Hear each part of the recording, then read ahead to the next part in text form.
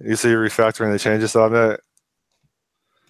Yeah, so I went through the database access stuff that you'd written for Nikeza. I was like, Which I oh, this looks very procedural. I'm gonna like functionalize this. And then I didn't realize that like 2 hours before I started working on it, you'd actually pushed like 36 commits or something. So I was like massively behind. that's why there's merge issues. Yeah, Yeah. that makes sense.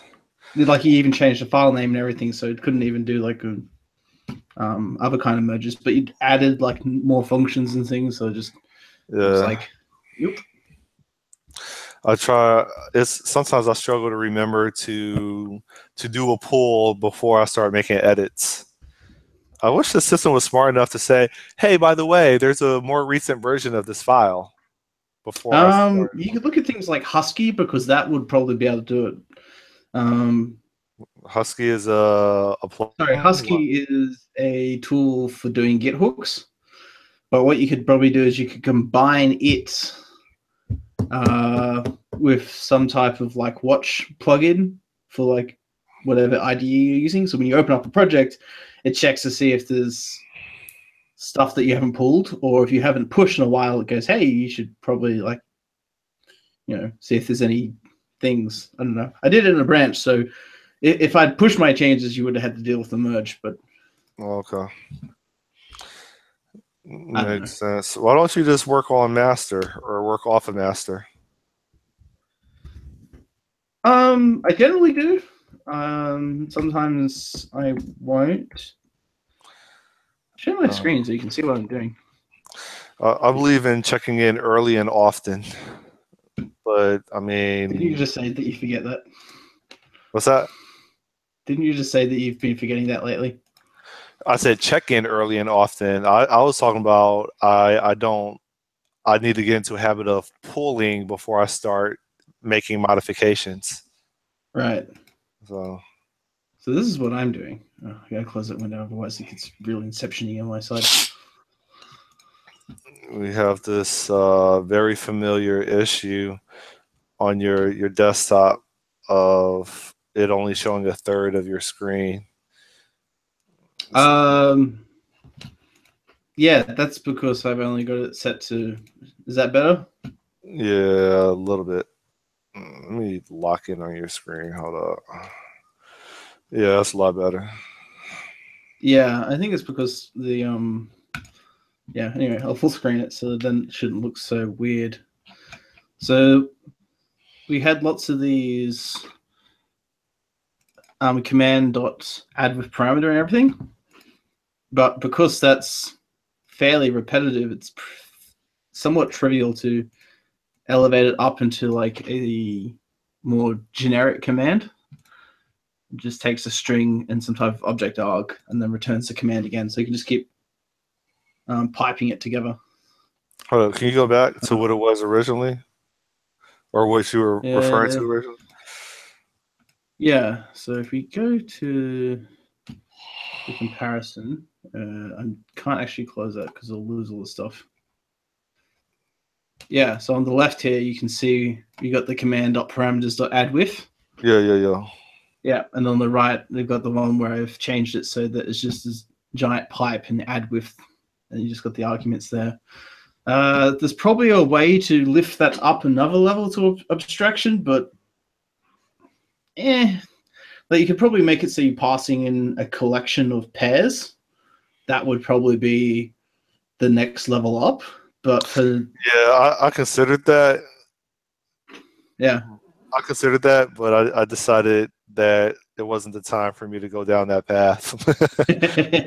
yeah, but the having it where you just pipe to the add width as a function is simple enough that it's not too far down the path, but it makes it a little bit more kind of F sharpy, Yeah.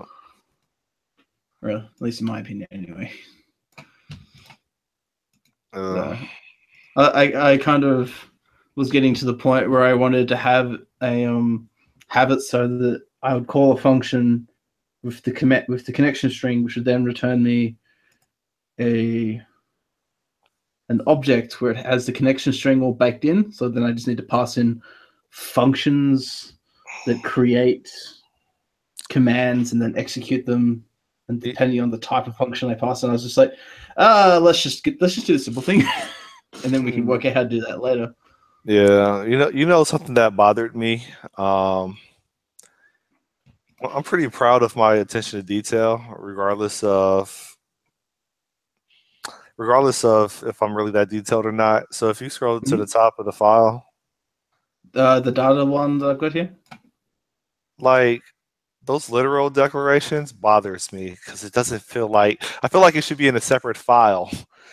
Like What I would, so what I would probably do here is something like this type. Let's just call it kind for now. Discriminated union. Yep. You're so smart. I'm just going to be lazy and just copy the all uppercased one. I think I have a plugin that lets me. No, go away, Alfred. I'm kind of embarrassed that it looks so obvious now, but I wasn't thinking within that mindset. Well, this is the whole thing about like doing tool reviews and stuff. We don't really do that very well because I don't know. Like we probably need to organize our issues a little bit into more bite-sized chunks. We tend to have issues which do database layer. It's like what does that involve? It involves so let me try to use that as a discussion point. I think it's healthy to say things abstractly, if I could use that word, because I think it forces dialogue and it encourages different perspectives of interpretation. So like I get what you're saying, but I think there's value in leaving things abstract so that a discussion can be had. Yeah, I don't disagree there. It's just I don't think we ever have that discussion. But that's the whole problem with having a distributed team is I don't think we've worked out how to effectively communicate with each other, but we'll get there eventually. Yeah, can we please change that to a different name? Yeah, I was just looking at that. Do you have content? It's content type, then whatever. Content. That might have some ambiguity with something else, but that's pretty much what it is. So I would assume the reason you've given them values is because that value means something in the database, right? Exactly. Right. So now we need a laziness content type to data value. Yeah, name. You can fix that later. No, hold on. I already wrote that. Did you? Yeah. Where? But then again, it's right there. Yeah. Does that need to get destroyed and rewritten? No, strings in a database actually is probably valid because it's a little bit easier than just numbers being in a database. Yeah. I think people just get obsessed with strings ints because I don't know why. So we need to because they think the database. A lot of. Why is this function? Is this? I haven't seen this before. Oh, you haven't? Well, no, I haven't been doing that much F# lately. Like most of the stuff I do during the day is either JavaScript or like. There's so many things. Java? There's so many things I could show you about how to remove a line of code from your function. So let me try to explain this. Do you know what it's called? Yeah, it's called a function. No, I meant like this. So no, I don't know the formal name, but it's basically me being clever. And So so it's a pattern match, is it? it is. So it's a shortcut for what do you think? Shortcut for a switch statement? No, a What, match what, statement. what do you think exactly? You don't see the match, right? You don't see the match, whatever, with. So Mm. whenever that it, you can basically replace that with a function and you just remove the line of code and the compiler is smart enough to interpret that and map it to the match with statement. Right, and it knows that we have an implicit argument, which I guess is the string. Yep. Right. So we have string to this. So then that would then become. I don't know why it's not picking it up. I'm going to move this closer so I can actually see what my types are. One sec. Let me put that back because it's easier. I need to learn how to use Vim bindings. I need to learn how to figure out how to attach a debugger. I hate .NET Core with a passion, man. Give me my Visual Studio. Like I can't even debug the reason why these inter- these integration tests are failing. Like I'm busy trying to guess what the compiler is trying to do, or not the compiler, but I'm trying to guess what the runtime is doing. Like I can't figure out. I posted a Stack Overflow question trying to figure out how do I get a debugger to work for NUnit, F Sharp, Visual Studio Code, and whatever else. And it's like stuff is annoying, man. I understand why the decision was made to use .NET Core, but it's really pissing me off. Yeah, the tooling is still maturing. I think 2.0 is going to bring a lot more to it. No, it's not because I have 2.0. It didn't do anything. Of the preview, so I think 2.0's first point of call is just to make sure the API works. I don't know if the tooling, what they've done in that respect. I mean, the case is pretty much being built to be not obsolete probably for the next like 8 years since I think .NET Core will probably end up being mainstream probably 4 years from now, maybe. What do you think? I think it depends on your code base. It's a very verbose name. Fuck it, I'll go with that for now. From database type to. So here's the thing, all right, and I think this is going to be a healthy discussion. Uh, mm-hmm. we're in a file called data store. All right. If you notice, I renamed data access to data store. Yeah. And this is me over engineering almost, but I didn't do it completely. Because I think you're familiar with CQRS. Yeah, so it's an architectural pattern based around the ideas of event stores, right? Yeah, I think so.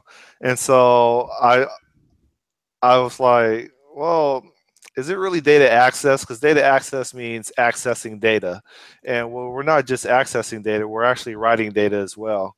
And so that's why I changed it to data store. And then I was like, well, do I really want to put all this in one file? Or do I really want to like have this more focused on responsibilities, one for writes, one for reads? But then I stopped myself from doing that and I just postponed it. So anyway, with you had a funky Mm-hmm. name. You were considering a funky name involving the context of a database, and that's where I was saying, well, do we really want our our model, or in this case, the data store, to know that it is a database? Well, I mean, I guess a database could be anything. Do we really want to be that detailed, or do we still want to leave the naming to reflect something abstract? So this is now called content type to row. Hold on, what does that say? Raw. Why don't you just call it? Uh, why don't you just call it ID to string? or why wouldn't we want to do that for your Um, content type to raw? yeah, so you should. I'm just leaving it as raw for now because you should be. It's .NET aliasing. You just do type and then you do equals. How you do it again? What was your question? How you do F# type aliases? I thought you. Yeah, I don't know. I don't remember. Yeah.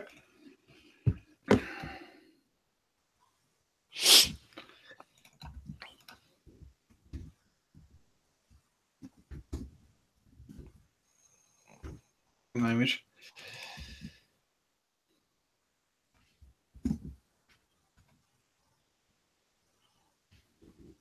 String to. Oh, right. Yeah. Here we are. Let's see if we can.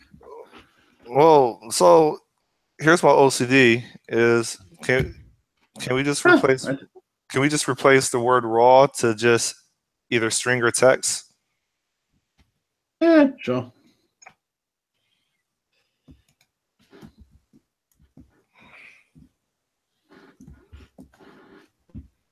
You can say text, maybe. I don't know.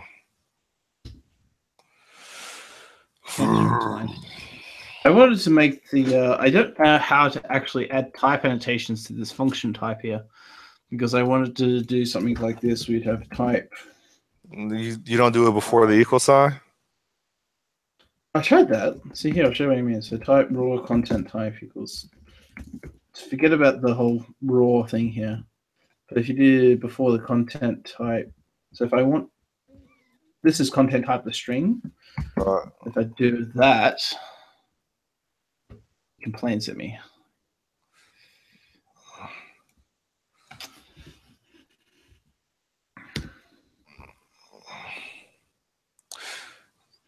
Well, here's a stupid question. Function use the shorthand alternative for the func keyword and match expression in a lambda expression that has strong pattern matching on a single argument. Ah, cool. Actually, you can have multiple arguments and still use that function. It's just you pick one of the arguments and you pipe it to function, and you can still get that type of syntax. Yeah, but then you're just coercing it into a tuple, so it's still a single argument. No. Oh, you meant yeah, but then you're doing function wrapping at that point. But yes, you could do that. Let's see if I understand you correctly. You mean like this? Fun. No. What I'm saying is, all right. So Right. we could use On the keyboard. What am I doing? the content type to string. This is an example, right? So this is going to be deleted. Mm-hmm. Assume that the content type to string took two arguments, A and B, and we were going to use B later on in the function, but we wanted to hurry up and basically do a match on A. We could basically, on the right side of the equal sign, say A pipe to function and do that. So that's all. So what we can do is we can do this. We can be like, A is this. I can't believe I'm almost intermediate in F sharp. Yo. Yeah. That looks funky. Yeah, I don't like that. What's the intent of annotating? This just means that when you're doing this type, what's it called? It's called type abbreviation. Means that when you're looking at something, instead of it just saying it's just a string, it will say that it is a raw content type. So an alternative, if we really want to leverage the compiler and if there's really value in doing it, is saying that, well, at the end of the day, it's still going to map to a string, but an alternative is say hold up.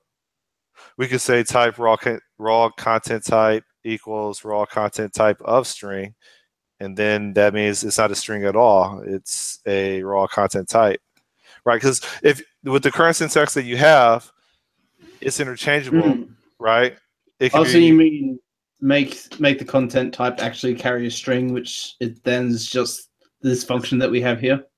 a wrapper. If I'm not telling you to do that, I'm saying that would it be more advantageous to basically rely on the compiler to enforce it is not a string, but it is a raw content type, so that if you accidentally pass in, you know, funny giraffe as a string, that the compiler would still take it based on this type alias that we're using or type abbreviation, whatever the right term is called. So no, Yeah. no, I wasn't saying up there. What I was saying is, which I mean, you may be right, but I wasn't referring to that up there. I was referring to the what you did recently, which is the type raw content type equals string, and I was Mhm. saying type raw content type equals raw content type of string, Oh. and that's pretty much just a wrapper, right? That the Yeah, so compiler. that then gives us a boxed value. But so then we now need to make this a constructor. So we now need a constructor for all these string arguments. Actually, no. Sorry, it Now should the thing box. is I was just calling that out. I'm not sure if it's something that really has value in us knowing, and that's a sincere question. So it's up to you. Oh, I don't know. That's so. I think if we do that, that then gives us this. Um, we then need to. I don't know how to coerce you got to get rid this. of the A. We no longer need the A if we're doing the function, right? Within your actual function signature. Yeah. Yeah, but then you need to do this. Oh, no, Alfred.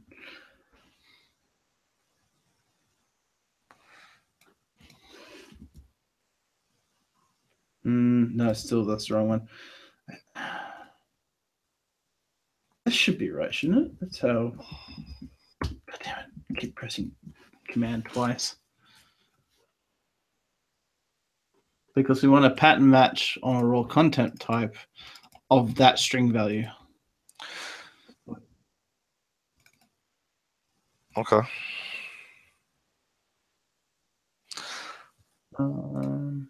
Why does that still say it's a string to content type? I never did that before. I see that type of pattern in Elm. I haven't really observed that enough Sharp, but it makes sense. I think. I need to do that. No, that wouldn't make sense. I need to look up F sharp pattern matching. No, well, I didn't see any red squigglies. But yeah, because what it's doing here is that it's creating the type. It's calling the constructor and then Right. just returning that. So we're Well, creating an object, throwing it away, and then just doing this okay. because it's taking the string, passing it to the constructor for this, and then we just translate it into that. So I don't think the pattern match knows what we're trying to do. Well, because that function doesn't look right because it says string to content type. And I understand that's just a name, but if it's really a string to a content type, then we don't need the raw content type. It will just be the article within double quotes, the video within double quotes, answer within double quotes, etc. Yeah, but the whole point of having this boxed type is that we pass the boxed type around everywhere. I believe Well, you can just pass a string to the boxed type because really this just says of string. And I don't think we can do stuff like you can in TypeScript where we can say stuff like this. In TypeScript, you can say types equals like, I don't know,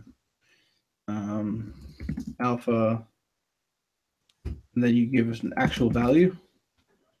So the value is tied to the type. I don't think we can do that. So it doesn't seem to be complaining. Can we do that?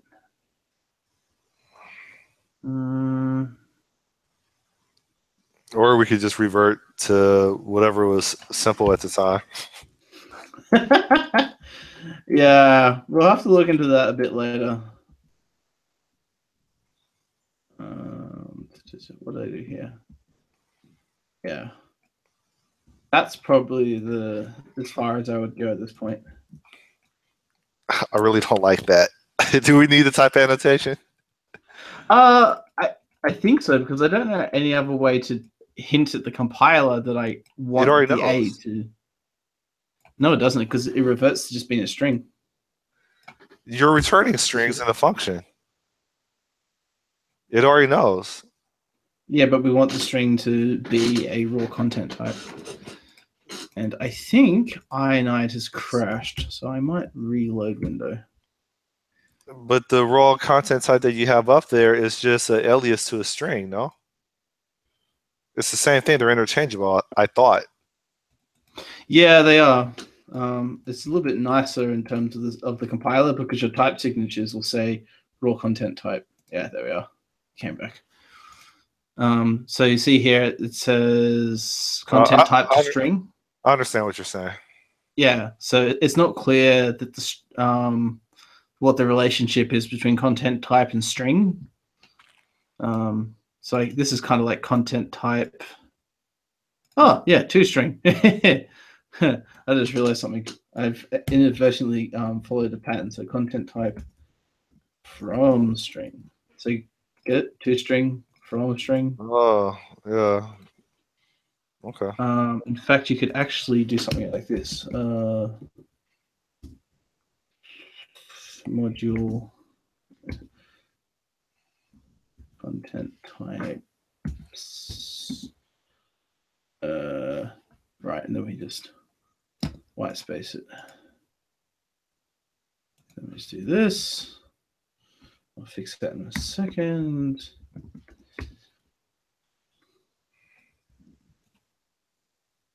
Why is that complaining? Unexpected You're missing the equal start. sign. You're missing the equal sign? Oh, yes, thank you. Yeah. So now we have a content types toString, and then we can pass in a content types. It's a terrible name.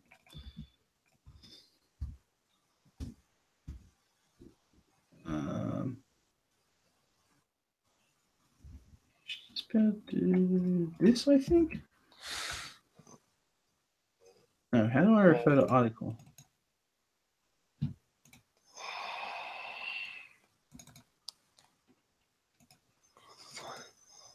If you have a type inside a module, how do you refer to that specific type? You got to do a let. You got to put a let in front of it. You got to assign it to a value, right? Or put an ignore at the end of it. And with the content side, that has a Yeah, there we are. So thing is you don't need to. You could delete the content type before the toString, right? You should be able to. I don't think so because you need to open it. It's above it. Yeah, that's it. Oh, you gotta open the namespace. Okay. Yeah, well, you open a module. I think open just works on namespaces for interop reasons. So it treats interop as like a kind of coerces modules into namespaces, sort of. You don't need the semicolon at the end, do you? Where do I have one of those? You have it on your import, so your open content type semicolon. What you just typed in. Down, right there. Oh. I'm almost a human compiler. Well, that's the whole point of doing this. We've gotten distracted into optimizing something which is not actually important.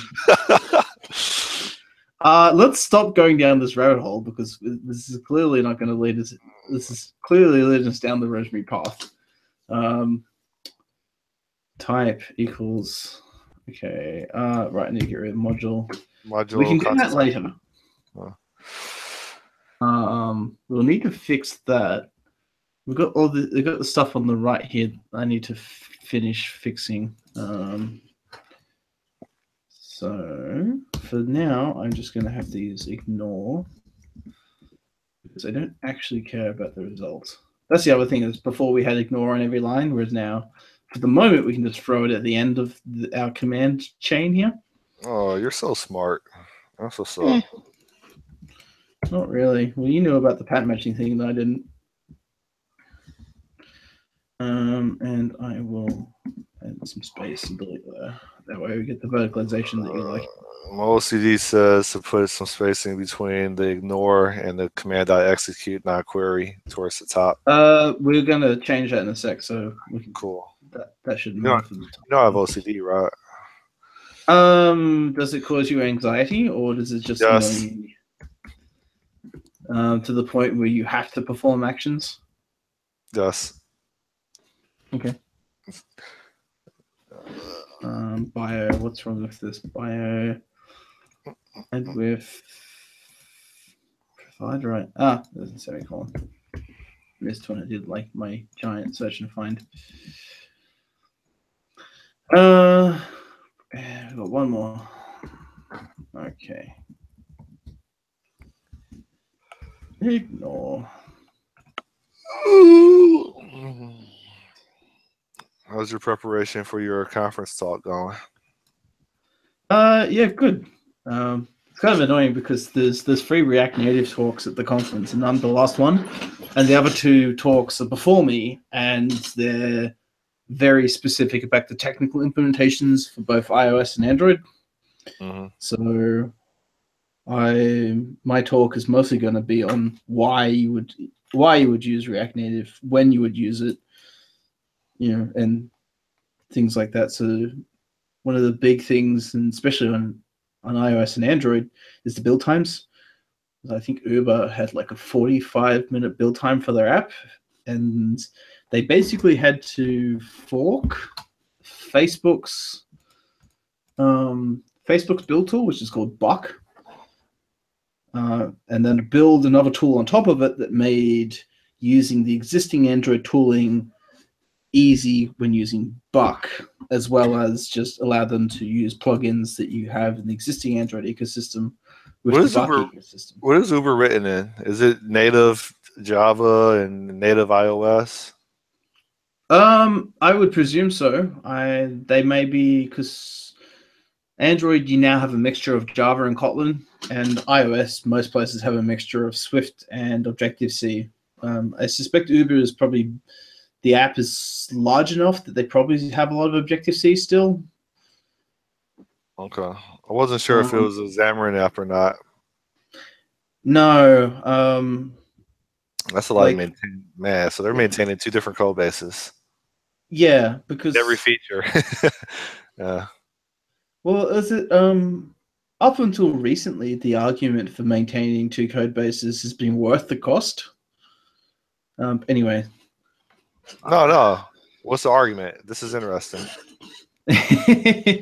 I'll try and talk while I finish my refactoring. So the argument is that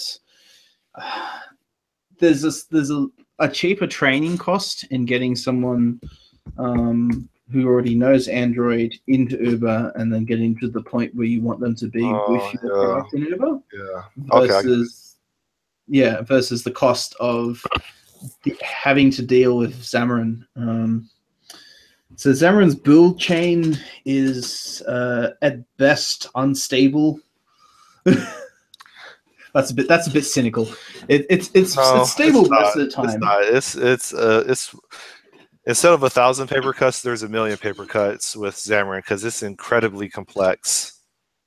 Yeah, based on the problem that it's solving. Yeah, and the way in which it interrupts with the platform, like the way the tool you use for creating bindings is kind of terrible. I've looked at the Android one before, and they're doing code generation with string concatenation, and it's not even type-safe string concatenation. It's just this giant string plus statements. I'm like, not even using a string builder. Oh, they're not using string builder. Yeah.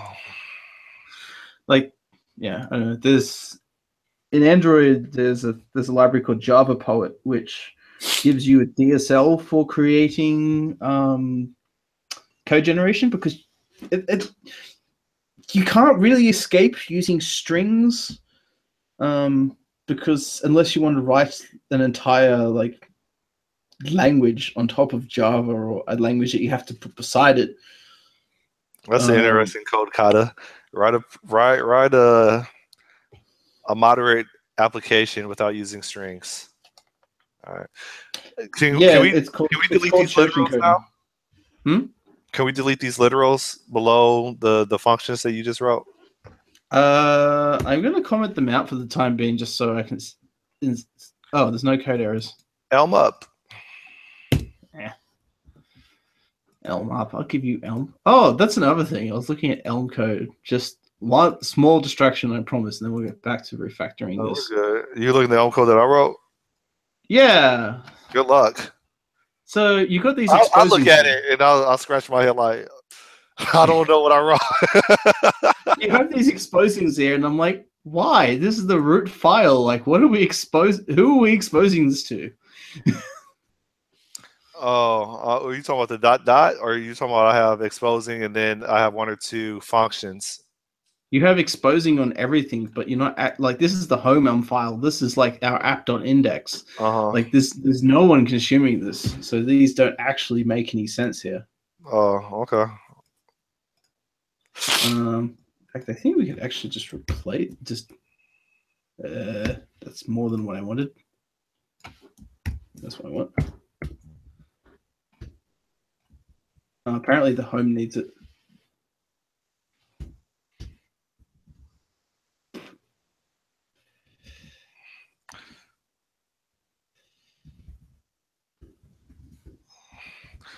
So you know a little bit of Elm now?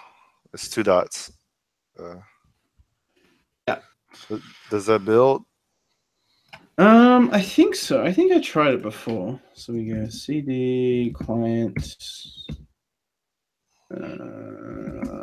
That's right. I refactored this a little, didn't I?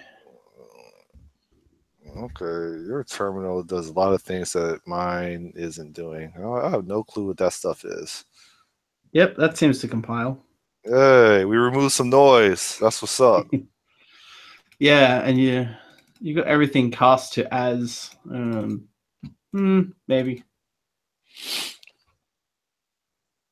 Yeah, like this file's probably a bit too big. I was like talking to Pablo the other day about like it is too big.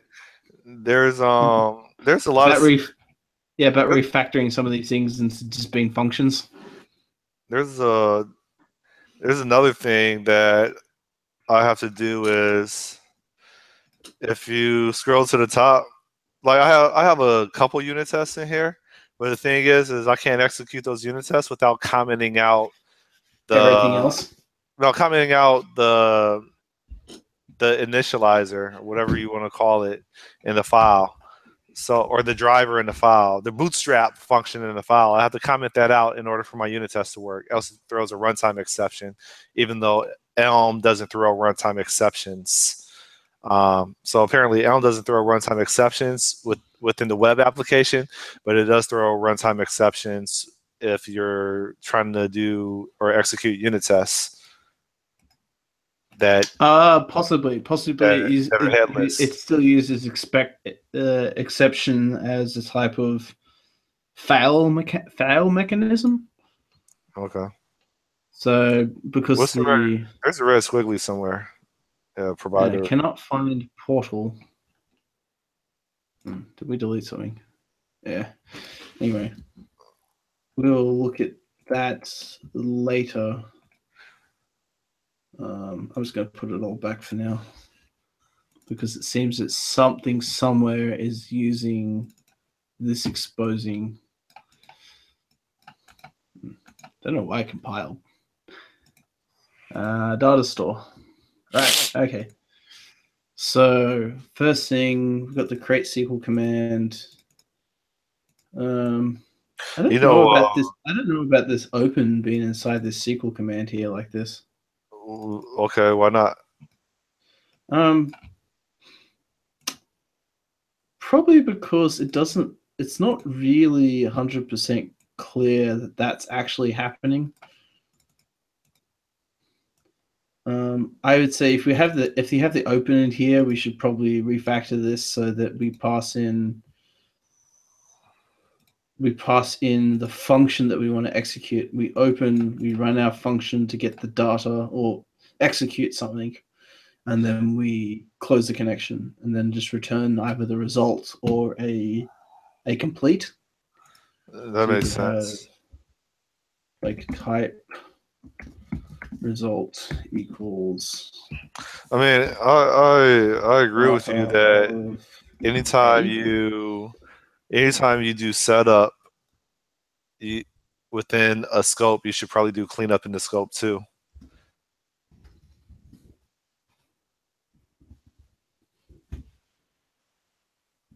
Is there a way to do that where we can be like of something? I thought by default it's the hold on, what were we trying to accomplish? You could use the you put within braces or put it within angle brackets. Okay, so you go Right, to then you result, go to type result, put in angle brackets, and then uh that generic A that you have. Yeah, I'm so smart. yes. I've been doing OCaml lately where you can do something like this and you actually have generic algebraic data types. But because we're constrained to the .NET generic system, we have to actually make results a generic class. Yeah. We'll just leave that there for now, and we'll get back to how to refactor that in a second. Yeah, I don't even know what that was for, but okay. It looks like you've got we are creating the command and the connection. So instead of doing this here, I believe you've got something somewhere else. We are passing in the SQL. Yeah. So you would replace this with use command, create command, query. Oops, wrong language. Something like that. Where have we got? Oh, here we are.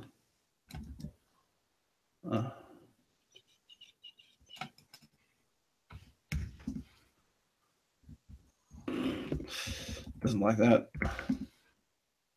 I think you do the use instead of the let. There, so use, but the thing is, I don't think use works with tuples. Ah, ah. Hence That means the way I had it structured. the way in which we're doing this. Yeah, because you have this dispose here where you're manually calling dispose. So if you can chain everything into a single thing, you don't need to use, do you? Because F sharp knows that once you get to the end, it should call dispose, doesn't it? Or I think you use the use so that at the end F sharp calls this. The short answer is I'm not absolutely, or my response is I'm not absolutely confident that it will dispose at the end of the function. I think it only disposes when you use the use statement. And then once it exits Use scopes, it basically calls dispose. use instead of let for resources require dispose to free resources. Yeah, but I think if you pipe everything through, you don't need to use the use either. I'm not sure. Yeah, we'll find out I once we think the get. use is there for a reason. I, Yeah, no, I, it says to do that here because I think if we do let, it will complain. I mean, I think the use has special significance within F sharp that's different from C sharp. I mean, it's related to the same thing, but I think you use the use, and then at the end of the function, when it exits, it'll go ahead and do the dispose based on the use that you have on there.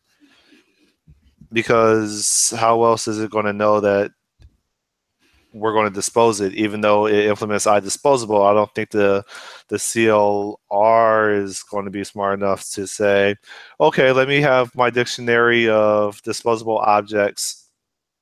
You know, that's a lot of overhead for it to do all that stuff and still be performant. I don't know how to Mm. articulate that a different way. I think as a developer, you have to help the compiler say, yes, I do want to I do want to dispose this because I don't because the compiler is not going to go out of its way to maintain a list of everything that's disposable and do it for you, right? Because there may be specific times where you really do want to release resources, but how would it know? That's just my thought process. Yeah, I was just reading the for fun. Um, Find a profit. yeah, and he's talking about the years. So I was having a quick look at that. I I did hear most of what you said. Sorry. I was saying that This. I think the use is it has F Mhm. sharp significance, in which the common language runtime I don't think is going to maintain records of every object that implements iDisposable and know exactly when you the developer wants to release the resources of it.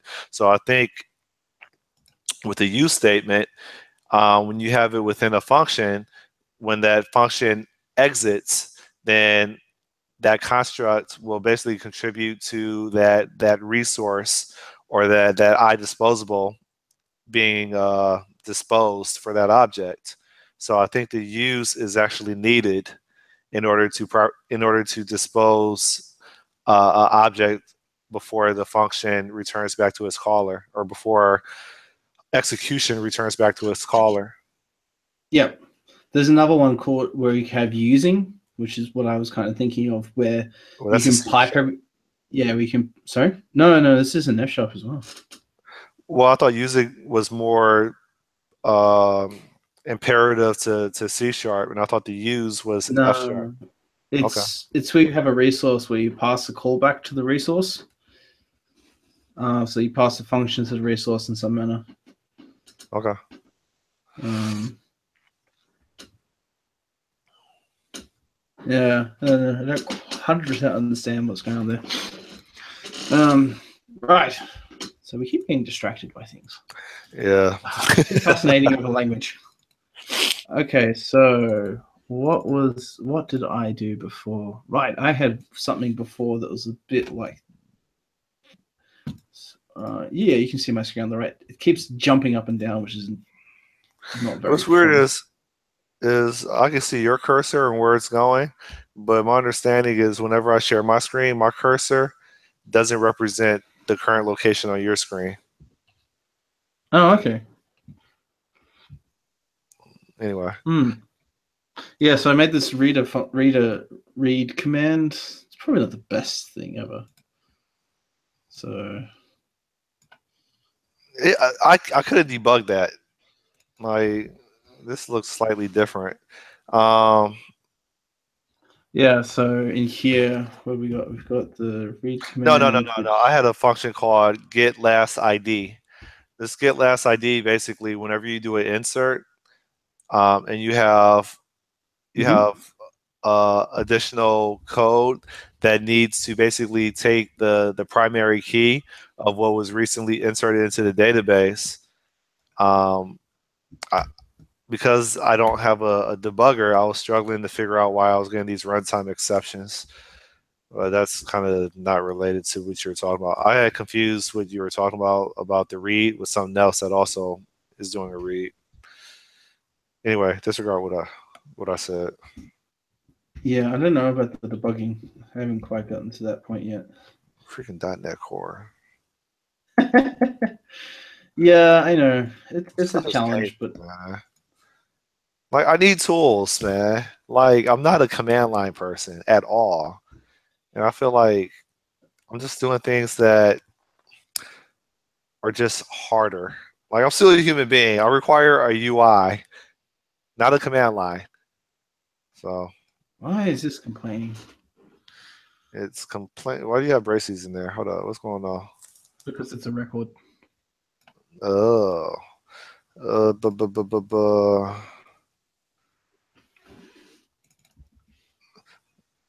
you do your stuff different. Yeah, I remember refactoring for the way that the braces were. align. Um, Hold up, read command, connection, command, and then you have Sorry, fun. listen. Change this real quick. Rather than making it a lambda, if we make it a let binding, it should hopefully complain less.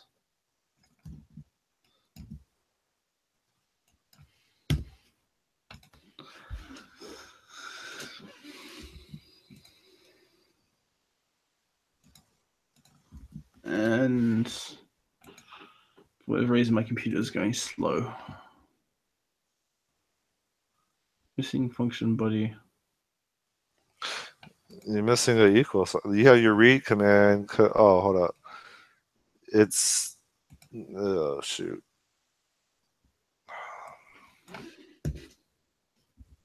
Ah, thank you.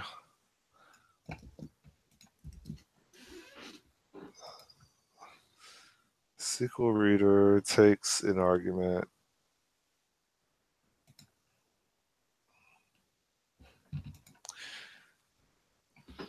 So what argument are you going to put in the SQL reader? Oh no, the SQL reader is a function. So it's a function that takes a reader. Yeah, but you're But calling it down in there. That's what the red squiggle is for, right?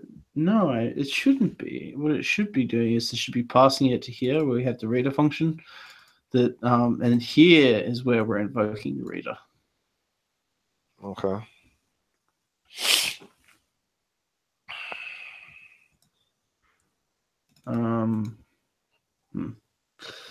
Well, my computer is being kind of shitty. Let's see. How long ago you learned F sharp? Oh, I've kind of just always been learning it slowly on the sidelines. I don't want to admit how many years I've been slowly learning. I think I'm at like a year and 3/4. Yeah. What did I want? I wanted the. I basically moved to some hick town in the middle of nowhere called Pittsburgh, Pennsylvania, and I had a lot of time on my hands after work, so I decided to pick up a new language, and I just arbitrarily selected F sharp. But you selected it because it was like functional, and someone convinced you that it was a good thing. Well, I wanted to learn a new language, and then I convinced myself that functional was probably a functional language would probably be more advantageous than learning revisiting Java or Swift or anything else. So I just need to restart VS Code because it's going funny. CPU is thrashing on random programs. We close all the things.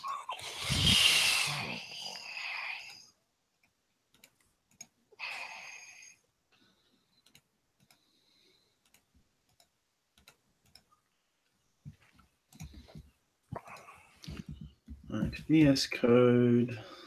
Yes. You got that F sharp from a conference, or did you order it? No, they used to give these out when you signed up for like the Xamarin trial. You know what I got right here? I didn't even open it up yet. Is What was I going to see is a package. You look at simpleprogrammer.com. Are you familiar with Simple Programmer John Samas? It sounds like no. Probably. So I bought a T-shirt that says "Trust the Process," and it's in here. I've had this for a week. I didn't open it yet, but simpleprogrammer.com. Have I seen this before? There's a T-shirt called "Trust the Process." So hence me blogging for almost 2 years or more than 2 years, I think. No, so I've not looked at simpleprogrammer.com. Yeah. Is it just John Summers doing things? I love the way you say that, but I don't think he's doing things. I think he's being really helpful. You like how I say that? You like how I say that on record, right? He just seems very active, like every day. Well, he's a proliferator. He does it 2 to 3 times a day. He pumps out a video. And Yeah. so he went from like 40,000 subscribers to 100,000 subscribers in like I think he did it in like maybe 3 months. Hmm. That's a lot. So Yeah. All right. Let me see if I can get my VS Code back. Open recent. your presidential library is almost as big as mine. It's bigger. If you like. Nah, mine's bigger. You didn't look at my Kindle. My Kindle library is huge. Have you In read them addition, all? in addition to no, I didn't read them all. I read I read the ones that were important, and I skimmed like the chapters of ones that I decided not to read.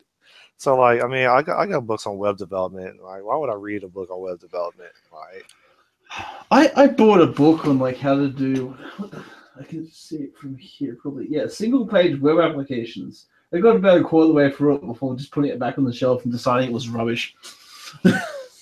I got a book on. I mean, honestly, like once a month, I actually throw away books. I used to feel really bad, and I used to like drop books off at the library doorstep and Yeah, drive off as if I was abandoning a child. But now I just throw them away. So I got books on Entity Framework 4.0. I got a yeah, book on. I still got a book on Silverlight. I still got my WPF certification exam book. yeah. I got heaps of things like that. Some So more this, this classics. this this is working fine now. So we can delete the stuff that we had there. So now we just have this, Oh, but why are you it's a little talking bit about more. code, man? We're talking about books. I still Yeah, I got my know, but you keep I, distracting me. And like this. I got my Gang of Four book. I can't throw that away. That's a classic. That's like throwing away the Bible. You don't throw away the Bible, you're gonna burn in hell, you know? So yeah. Oh dear. Yeah. This find user, find email. Yeah, okay, cool. This seems a bit okay. Two string, two string, two string, two string, two string, two string, two string. Your SQL reader is not a SQL reader function, it's a profile function. Yeah, so it reads SQL and converts it to a profile. Yeah, So but I guess we don't know that though. yes we do. Because the record it's inferred the type. And the type is inferred because the record matches a profile structure. Okay. So we've got SQL reader to profile. Yeah, that would be better, I think. So that SQL reader to profile is the name.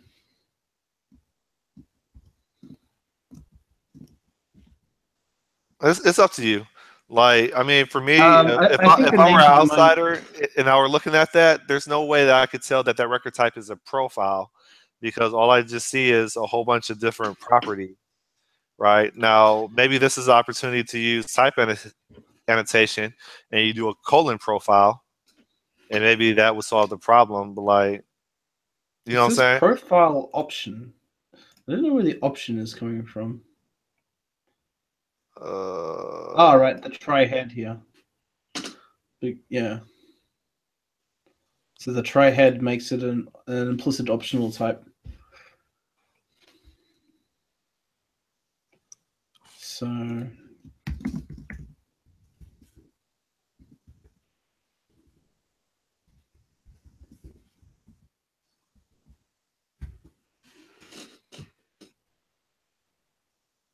seems to be happy.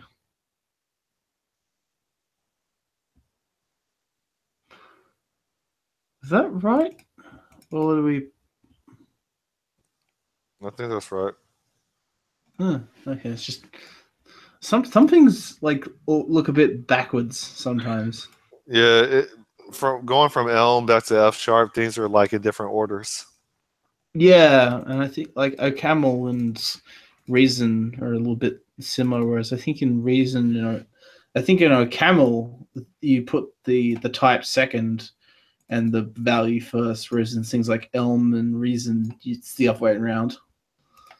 Uh, It's a little bit confusing. using too many languages. I need to stop using all these languages. I went into Wikipedia mode when I was at the beach because this guy was asking me, "Do you think that humanity will ultimately use one language?" And I told him I don't think so. And then I went into a dissertation about how languages are really tools and they're good for one things and they suck at other things, and this is why. And I talked his ear to death.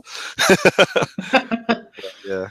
Yeah, it's a little bit interesting. Anyway, not to get distracted by like language theory. No, let's get distracted. Neither of us are linguists. We'll just be talking bullshit and quoting Wikipedia without actually researching the references. Am I the worst person to pair program with? No. Oh, okay. Who's the worst? I'm not going to tell you. No, recording stuff. You mad? I'll tell you who's the worst. Pablo. He's the worst. Pablo's like, if Pablo was here, would be like talking about something completely different by now. We've just completely forgotten about the F stuff. We're like the worst people for each other because we're too much alike. So I got this kind of execute non-query here just as a way so that we can continue running these chains. So down here, rather than having the command.execute query, because the add with value returns a query, so we can just do this.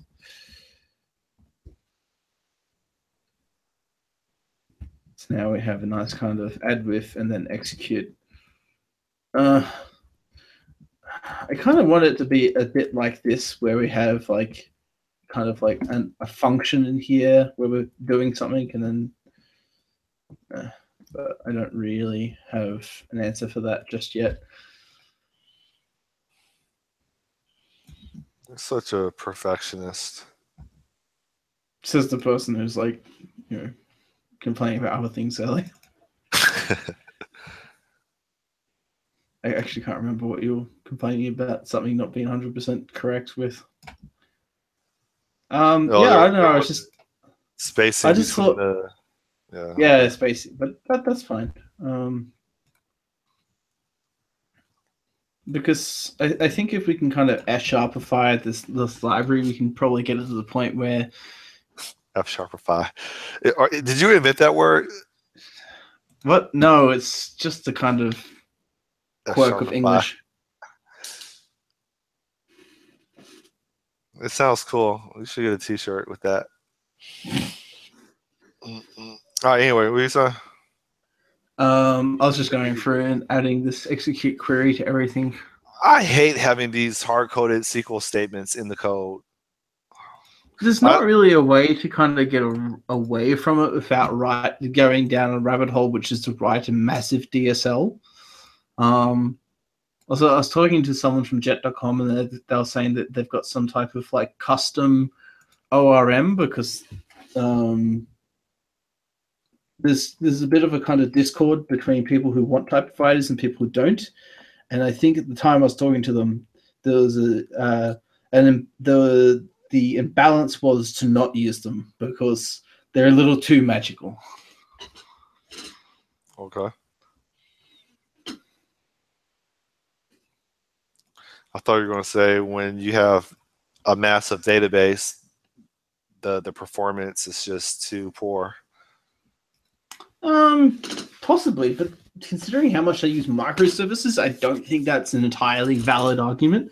But what I do think is a valid argument is that you can't really have tests around it because it kind of looks at the database and changes the way it works to match whatever you have. So you can't have a schema migration and then test your assumptions about the database are correct because the type provider will update itself. And it may update itself in a way where it doesn't 100% reflect what you want, but won't crash and won't throw any kind of errors because all the types are correct.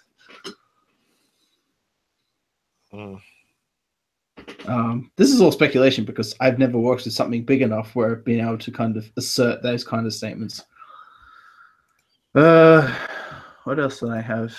I had a reader. That was kind of really as far as I was able to get.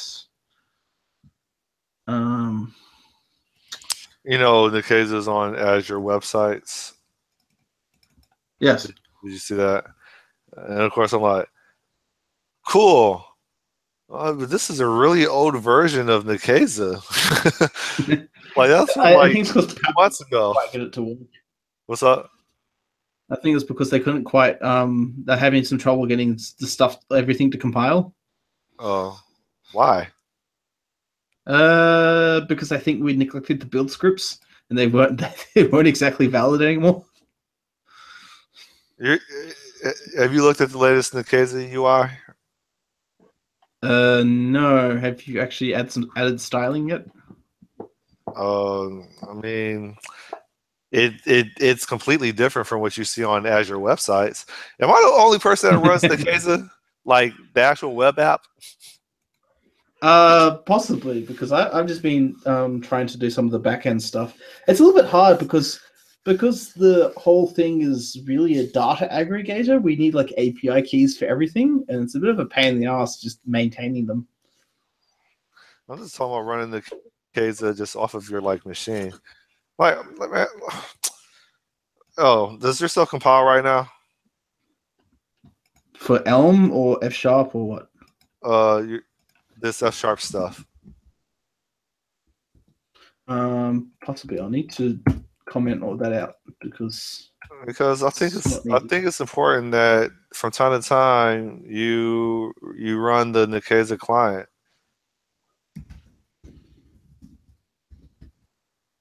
So then you can provide feedback and I'm not just in my own little universe doing things the wrong way. Yeah, it's a little bit hard, like with all the stuff I've had going on. Like, I tried to grab you like tonight. I was like, I saw that you were on. I was like, oh, I have a few hours. Should grab you and go over Yeah. some stuff I woke up because. at like 3 in the morning and I had a hard time sleeping. Oh, okay. Well, it's Sunday, so you can go to the beach at some point, right? Today is Sunday is the fun ride. That's where we get on our motorcycles and we shut down the freeway to do wheelies and all that stuff. All right, so like, did it build? Well, I did a restore, so I'm just doing a build now.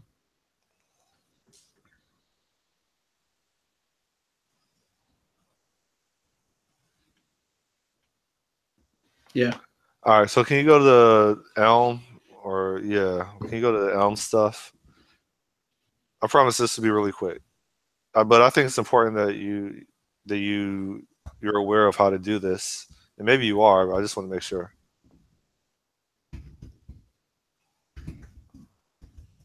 Yo, you in this command line stuff, man. Use a GUI, Why? cause I don't know what you're doing. Okay, so can you see what I'm typing? Yeah, you're doing some yarn, whatever, whatever. I don't understand that. Let's see. What's it? The terminal. Oh God. Oh yeah, here we are. Terminal integrated font size. So if I bump this up to 18, this will probably be a bit easier because my streaming has probably got a horrible resolution. All right, cool. You see that? All right, so can you never hold on? Where's the Elm stuff at? So that's the Elm stuff that's running there. So Elm build is just if we go to the package JSON, so the package.json in the client slash app. Oh God. I don't know What this the hell? stuff. Oh. Well, this is the point of pairing. It's time to La, learn. la, la, la, la, la, la. Yes, right. Okay, so if we enable word wrap, that's a little bit easier to read. This is Okay, Docker stuff. Oh, no, this is Node. same thing.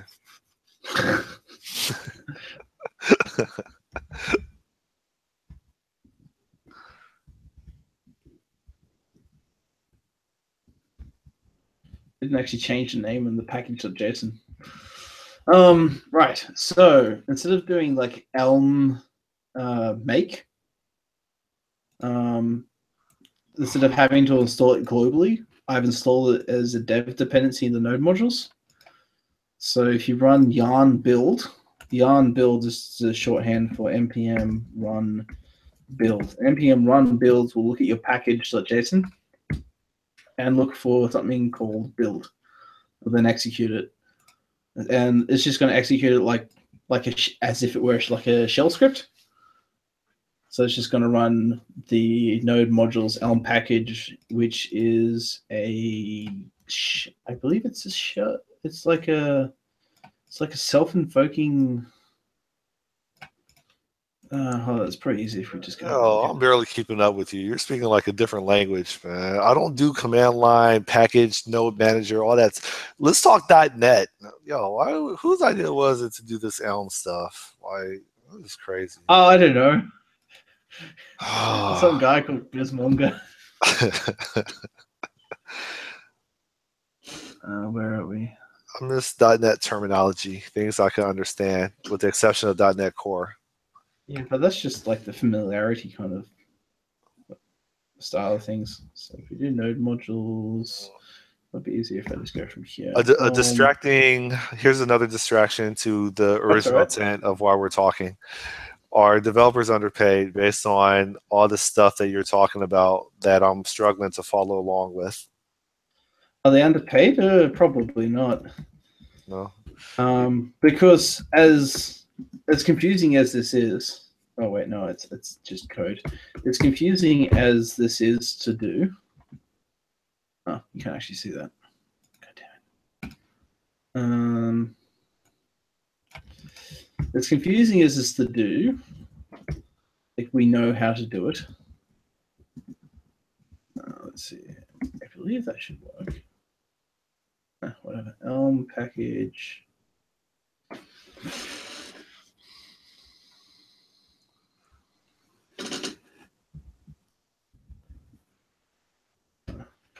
Doesn't search it to make sense.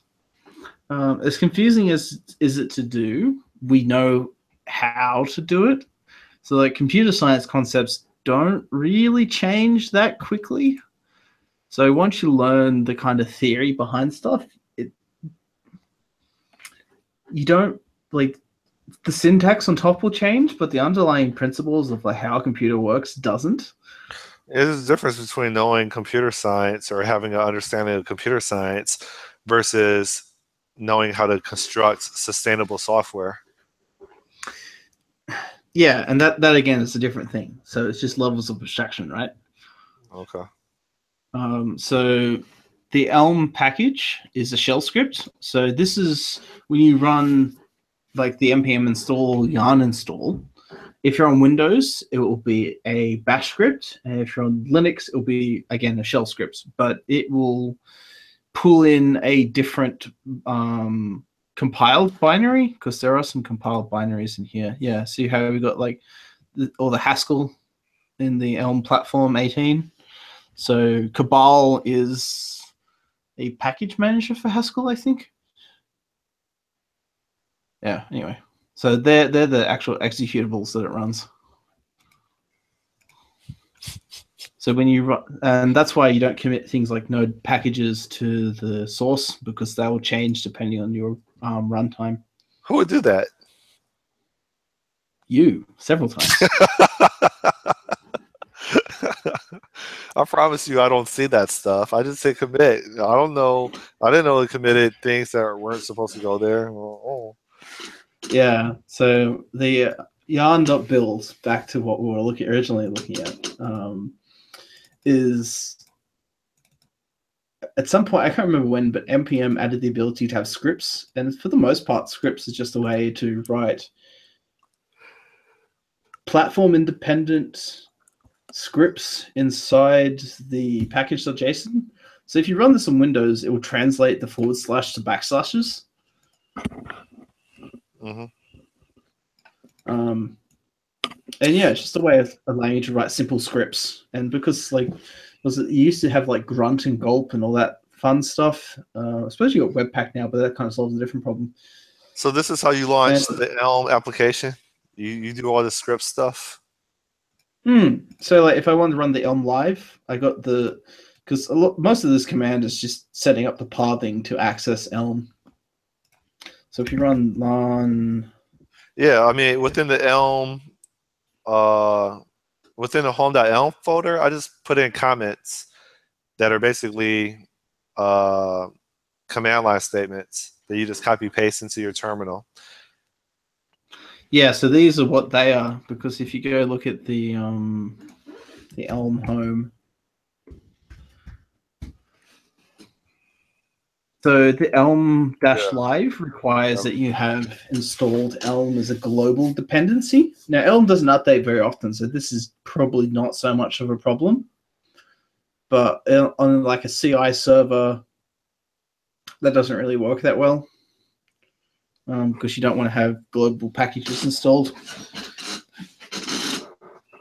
Especially if you're running multiple different like projects, because at some point one of them is going to diverge in terms of the version, and the version is going to introduce some breaking change, because JavaScript's like, even though you're using Elm, it's still JavaScript, and I think Elm between 0.16 and 0.18 were like drastically different languages.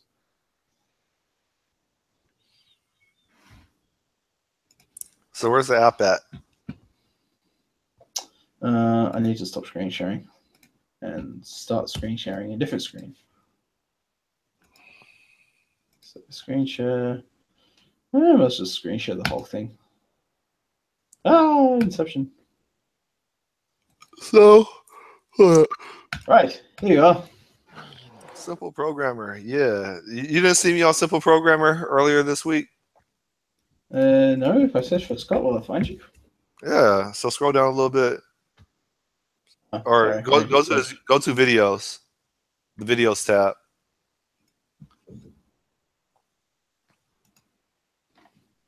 And scroll down. It should be like developer coach or something.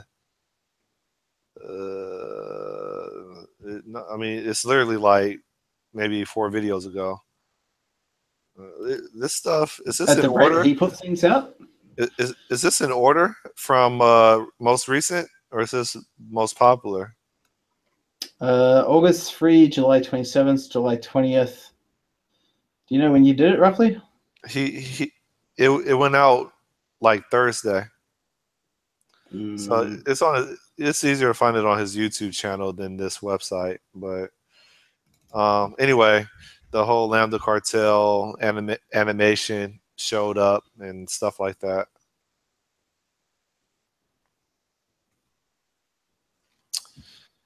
And So I got it on the left here. It doesn't look too dramatically different. it's dramatically different. How could you say that? So Well, Adam's got a round circle because you've copied it at a later point in time from Twitter. so the strategy. Oh, go to the third row, second column on YouTube. Third row, second. Software dev coach. Yeah, that's what I am. And so, Oh, hey, there you are. hey, you recognize that? At the end of the video, it has the whole Lambda Cartel animation thingy. So anyway, yeah, man, I'll try to promote y'all. So Yeah. that's all. All right. All right. So with this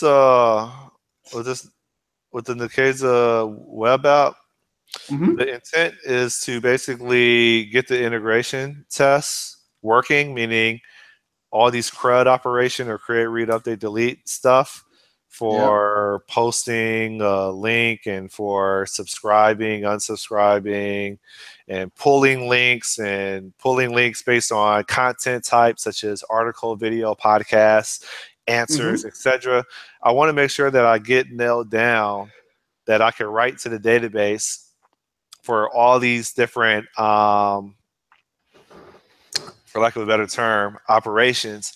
And then once I could get all that stuff passing and there's no SQL exceptions, none of that stuff, then go Yep. ahead and wire up the Nikeza client to the back end and finally be done with this, man. I want to be done.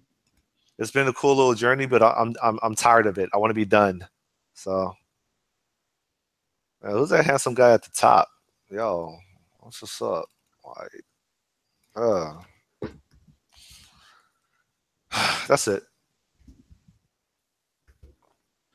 What's that command again? Um,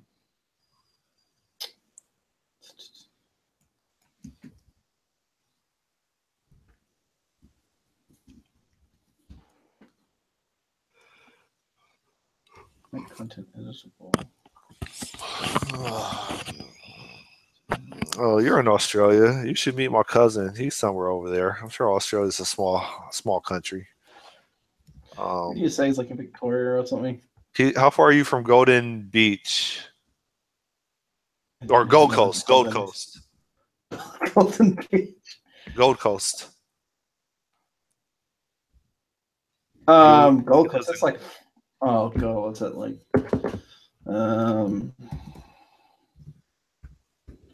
Let's have a look. Down the street. Yeah, totally. So let's just go. I don't know anything about Australia. My sister went, I think, like 2 weeks ago. But yeah, man. There's certain things like I've. Oh, I can fly there for $90 apparently. There you go. Go say what's up to my cousin. Hey, like, hey, cousin George. I know Yeah, there's a Scott. heap We of them share a on program your together. doorstep. What's up? Yeah, or I could drive 860 kilometers. I don't know what that is in miles. Oh, you need to get with the American system of measurements. Officially, the American system is in metric, Or but is it then the whenever British you system? Which one is it? British or American? Which one? What do we call it? the imperial system is I Imperial. don't know. Yeah. Oh, the whole world needs to go back to the imperial system because 534 miles. There you us go. Americans, that's what we're about. Yeah, well, it's officially under everything in the US. Everything is done in the metric system, but then when they print labels, they just add the conversion. No, everything Yeah. everything is done in the imperial system, and then we look it up. Look it up no in your no federal no, in your and federal then documents. You'll we find that everything is done in the metric system, but is then printed in the imperial system. I went to the university. We do everything in the imperial system, and then we use unit of measure. That's F sharp. That was a bad joke. Uh-huh. I want to find some way to sneak unit of measure into Nikeza's server or backend. I'm gonna change my settings back to be 14. 18 is a bit big. Actually, 16 is probably fine. But yeah, in physics, we did use the metric system. I'm like, what the freak is a kilogram? I don't know what a kilogram is. Well, I don't know how to divide things into like quarters or eighths or anything because I suppose that's one. That's I don't need to. I have a base 10 unit system rather than the bloody 37.5 different ways of measuring things. Like the smallest unit in the imperial system is a barleycorn. What the hell's a barleycorn? I do everything in either base 2 or base 16. That's what I'm about. So. Right. So data store is looking a little bit more functiony. Good job. Meetup.com. Blah blah blah. Then we have to get Tomas Petracek. Is that how you say his last name? To code review all this. I don't know. I can't remember. Did he go to university in like Czech? I think his PhD is at Cambridge. Yeah, I can't remember like where he went. I think he went to university in like the Central Eastern Mountains. That's a very vague description. Like describes like half of like the Central East bit. No, I'm not going to look it up. I'm not going to fall for you. What is he? What country is he temptations from?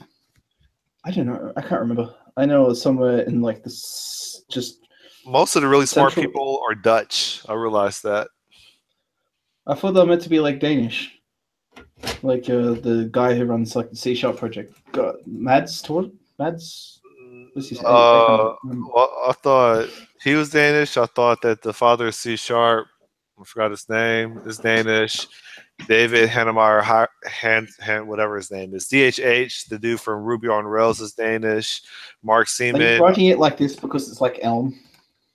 yeah. Well, almost. The parentheses are supposed to have their own line. Mark Oh. Seaman, I think, is Danish. Like all the smart people within computing are Danish. Did you read Mark Siemens' blog on I think it was like free monads? No, because I wouldn't. I don't understand monads. So no, Yeah, yes you do. I don't. I still want a book written on computation expressions because I still don't understand how we solve real world problems. Like I want a book on solving real world problems and why I would use computation expressions. Like I want it to be its own dedicated book. Async await. Okay. In F What else? sharp, the async function is a computational expression. Okay. And what about? But that's not. Yes, that's a real world problem. But what about modeling a business or yeah, a business workflow? Like that's a part where I'm kind of disconnected into how to apply computation expressions to solving business problems and not computing problems. I don't So know.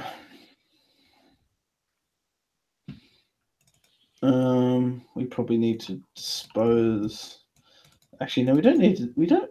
Wait, why do we even need this dispose? Because you have the use statement here. It will call dispose in them. the the dispose is you forget that we have unit testing here and the tear down destroys the connection. There's a lot of things that happen where we don't just do inserts and updates, but we also need to destroy the records that we recently inserted so that the next test can start from a clean slate and there's no state left over. Mm. So I mean The only that's thing I one. can think with these SQL statements is to possibly put them into their own, put them into a module.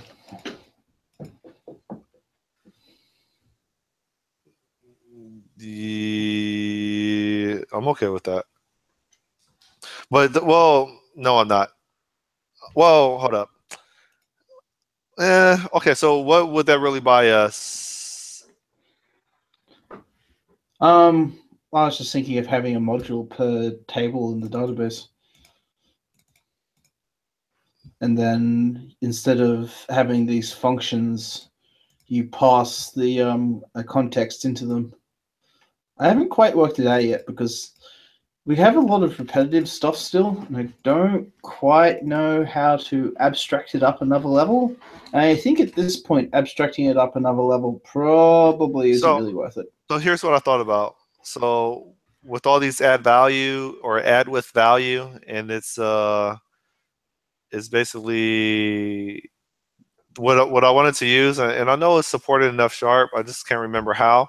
Is within C sharp you have the what do you call it when and it's really good for command line apps where you basically have endless arguments that you can add as long as they're of the same type. It's called what's it called? It's like Varogs.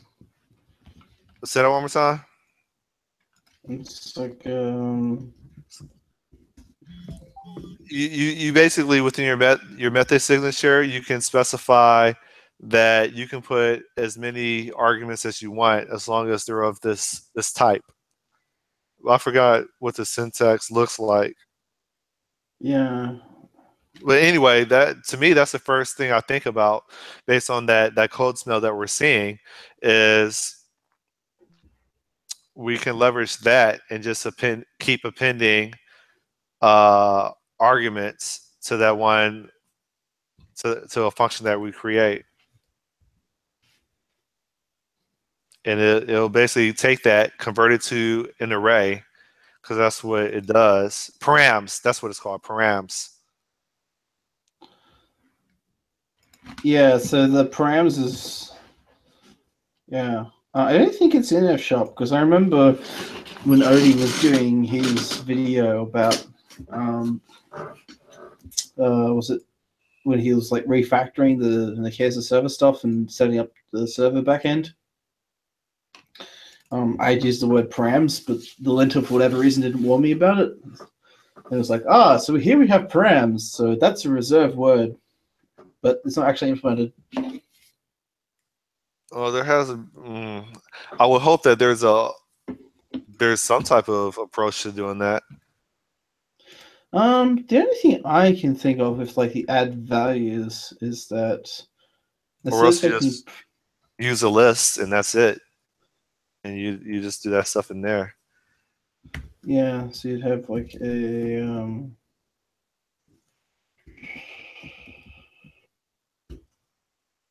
It's calling the friends from the sharp. I'm on Stack Overflow. start. Oh, it looks like a problem with the type. Yes, even in some cases, has problems. Start. Yeah, that's not what I was looking for. I feel like an iterate because we only want to use junction collector. It looks like you put it within. I think it's called. I think I actually asked this question before. I think you use the param array attribute within your function signature. Yeah, I know I asked this question before, even though I can't find my specific question. So yeah, this is what you can do. Let me toss you a link. I'm tired.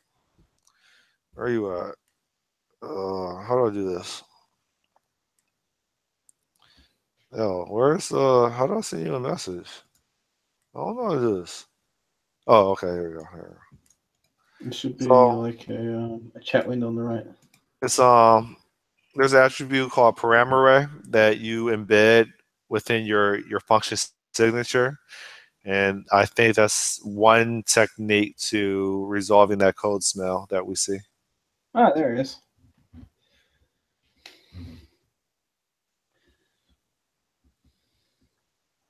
So Actual arguments passing marked with param array. Language tries to. If you are passing an array for normal times,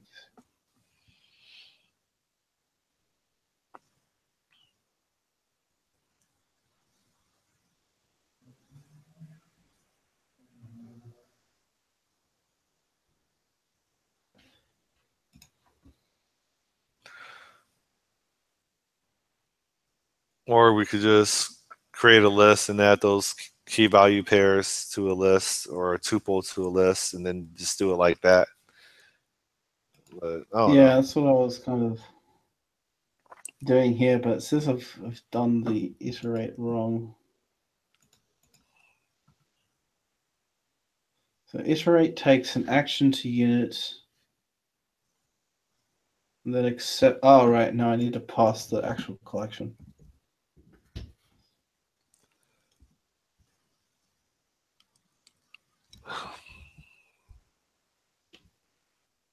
Yeah, so then you'd have something like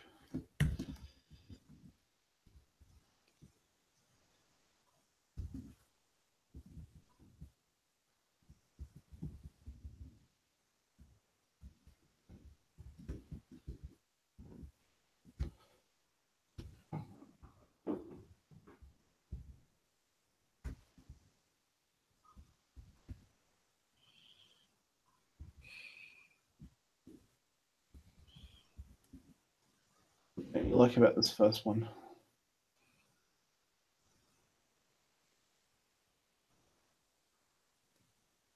The expression was expected to have the type string. It does have a string there, doesn't it? So go to the function again, and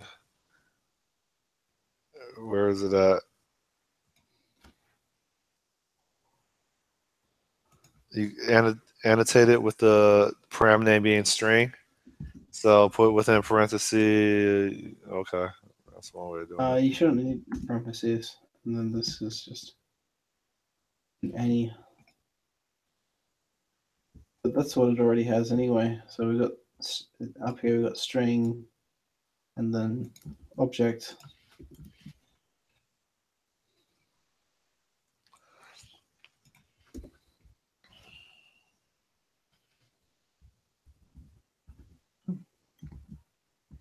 Curious as to what that would actually done.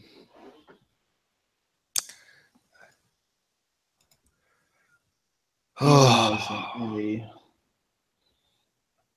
we know email is a string. Need stroppy about that.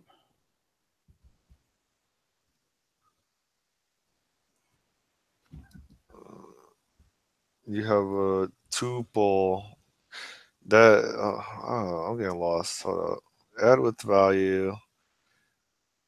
Is the add with value function take a tuple? It takes a list, and the function. Well, you have a tuple though. The way you're Yeah, using. so that's what I wanted. I wanted to have a tuple because you want Okay. to have a list of tuples. Yeah, I see it. I see it. Actually, if I close this, I should be able to see both of them in the same. Y'all say tuple or tuple? How do y'all say it? Yeah. The imperial way of saying it is tuple. Yeah. Anyway, it's a sequence of string in A. Iterator takes a t to unit. So we have the t here, which is function, parameter, object. Which takes a string and an object. Which we have here.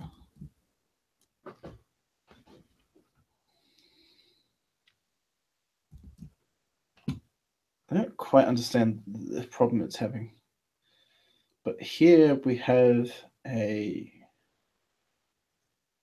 and a B. This expression was expected to have the type string, but here has an A and a B.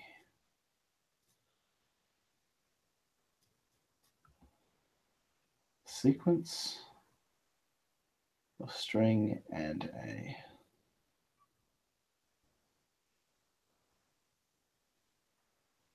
What am I doing wrong? I don't know. Ugh. Anyway.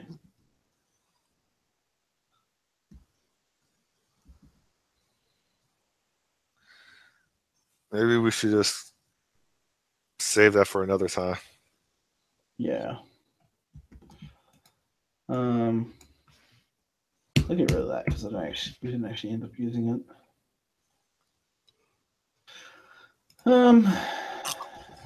I wish there was some tooling that tells us what functions aren't being used so we could delete them. I think they're adding something like that. No, they already have. Like, there's I think you can get the linker to give you a report when you run like a build about what things it deleted. Hmm.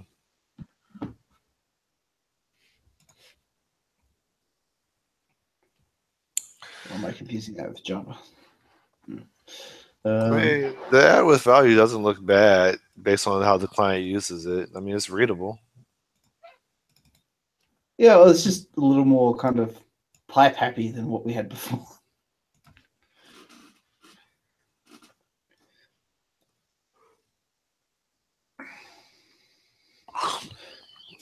The only thing I can think that would make this even better would be something like this. Let execute, which takes connection command connection and a command. Yeah, that should be all that we actually need. Cool, then More likely, you're going to have to find a different name than execute. Yeah, that's a temporary name. I have two execute functions in two different modules. Mm-hmm. Well, we're in a module, so that actually shouldn't matter unless we're opening up a another one and then we're obscuring it. Now, what did I want to do here? I want to have it so that I can have this effectively. So, command. I have a connection and I have a command, and then I want to run them and then do something. So execute, not query.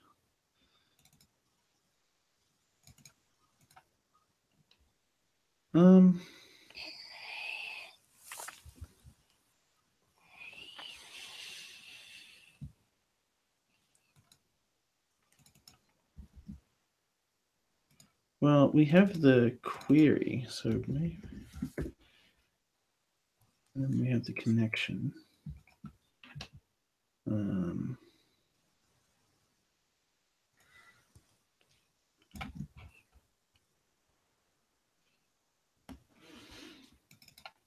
So in here we have the connection string. We have the query itself.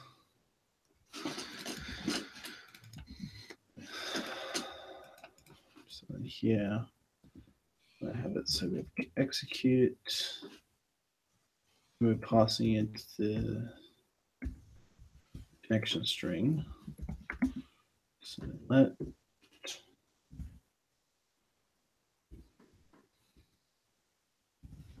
context equals.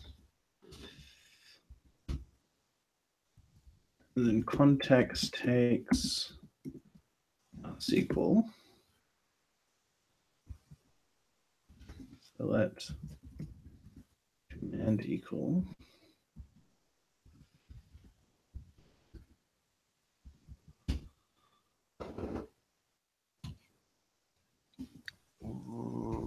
Then we have a command. Create SQL command. SQL and then connection. Sorry, I'm not being very explicit about what exactly I'm doing here. I'm trying to work it out as I type. All right.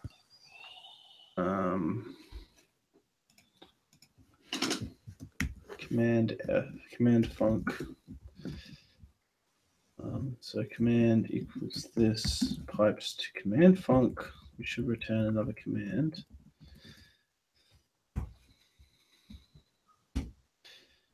And we execute non-query command, which we can then ignore, which I believe that command already does. So SQL, which is query. And then we can dispose of the command in the SQL. So that should be our abstract. If it's function. if it's a non-query, then we probably should rename query parameter something else, call it SQL or whatever you want to call it.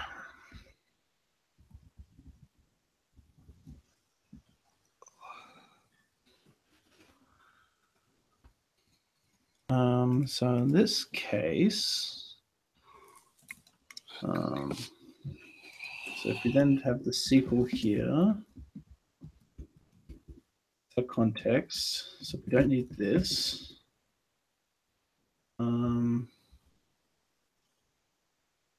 then we have function which takes a command func equals.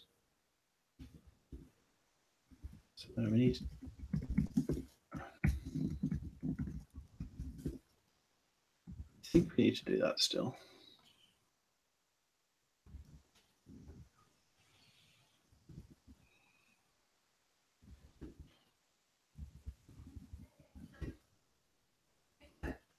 One sec.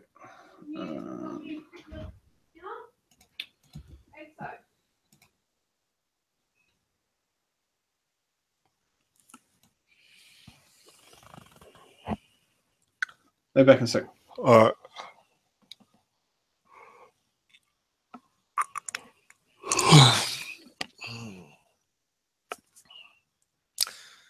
Oh, what do this?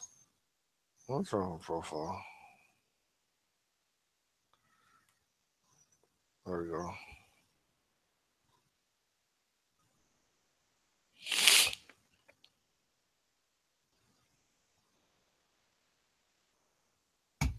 All right. Where That were was we? literally a second, but yeah. Well, time's relative in Australia. It moves much slower here.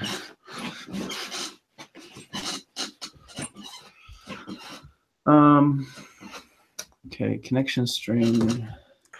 What's this? Meaning I thought it was going to be a couple minutes, but you literally came back in like 5 seconds. Yeah. Oh, that reminds me. I have a hangout interview I'm doing today, When? and it's with the lead maintainer of what's Closure Script.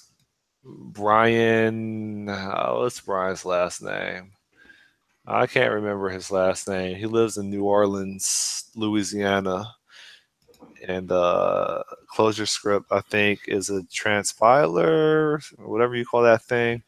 Yeah, That it's like TypeScript where it does source code transpilation, so it takes closure and then transpiles it to JavaScript. yeah. So is that I like think. similar to Fable? Probably. Have him explain it because there's probably more to it than just that. Yeah. So I talked to him before. I actually talked to him a couple of times. I want to, but specifically, my agenda is to capture what his experiences have been, the good, the bad, and the ugly with leading an open source project, and what he's learned from it, and what he does now. So, because I think he's been working on that for a while. I learned about him because I found him on Elixir Fountain, which is a really good podcast show. You know anything about Okay. Elixir? Have you messed around with it? A little. Yeah, It's if do you know what Erlang is? yeah. So Yeah, anyway, so I'm looking forward to that. it's yeah. So execute. Oh god damn! I need to modular. I need to put modules on things. Um, store command.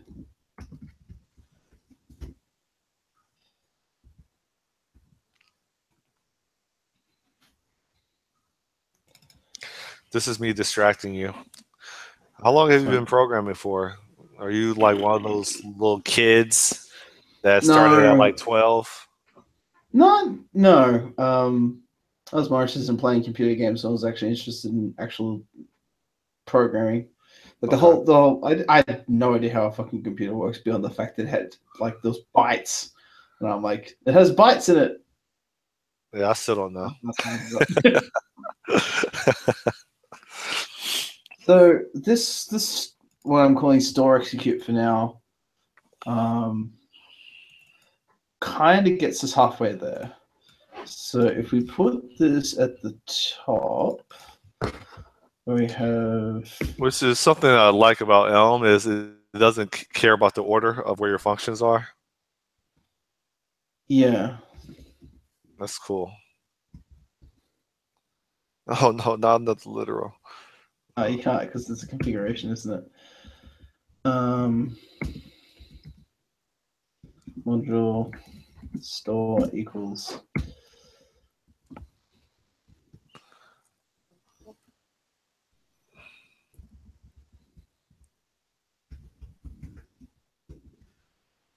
Probably comes second, doesn't it?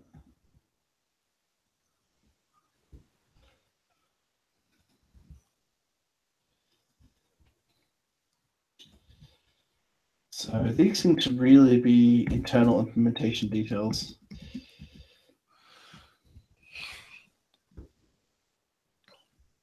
So what I'm just going to comment that out for now. So what I do think we should expose here is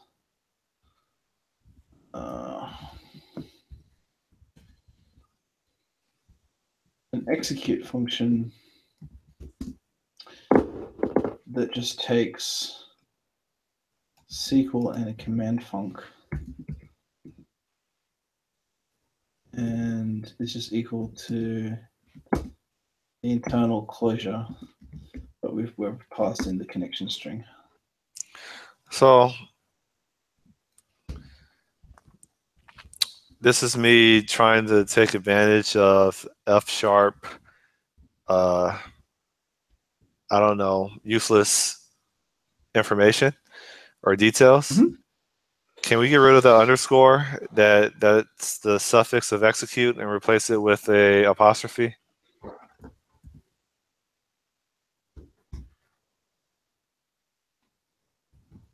And then Been using a camel, and the camel one is apostrophe. But yeah, that's fine. F sharp-ish is probably a little bit better. So dispose. we just F sharpified it. Yeah.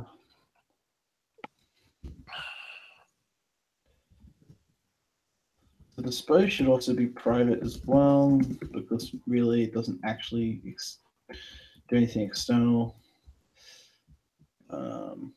I'm just going to put new lines before everything as well, just because it's a little bit easier to kind of mentally scan.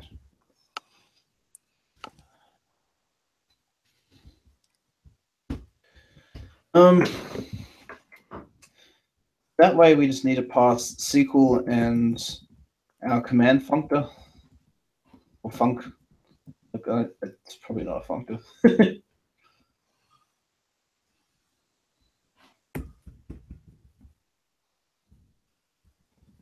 In fact, you could actually reduce this further by internalizing the queries. And the queries just return something which takes a function that accepts a command, which allows you to add the parameters that you want. Actually, no, not even that. You expose. Let's see. What does this one go? Find user email address. Actually, what one was I fucking with down here? Hey, potty mouth. This is supposed to be a PG-13 Google Hangout. Oh, okay, what was I buggering with? Yes, anyway. Yes, you are correct. Okay, so down here we have a unsubscribe request. So we already have a record here.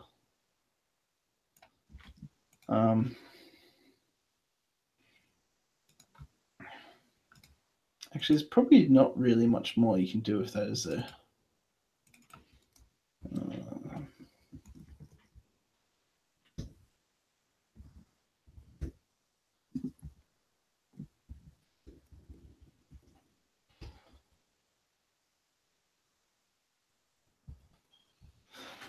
About as abstract as I can get at it for now. Let me try to read this for a second. You have this command func that takes a SQL command. Okay. So then we say equals command, which is okay. So it takes a SQL command and then it it takes a SQL. Oh, shoot. I'll leave it like that. It takes a SQL command that was passed in, and it basically adds a whole bunch of parameters to replace the query string bits, and then we call store execute with the SQL and common func. Okay.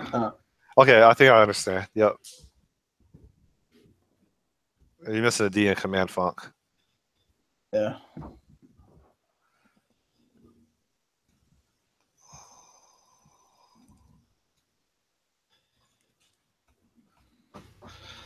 That way we don't have to call dispose everywhere. That's kind of all abstracted back up into that thing.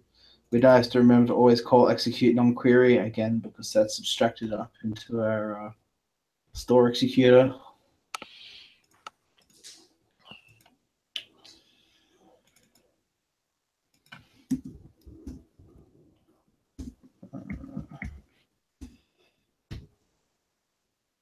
We want to dispose the command, don't we?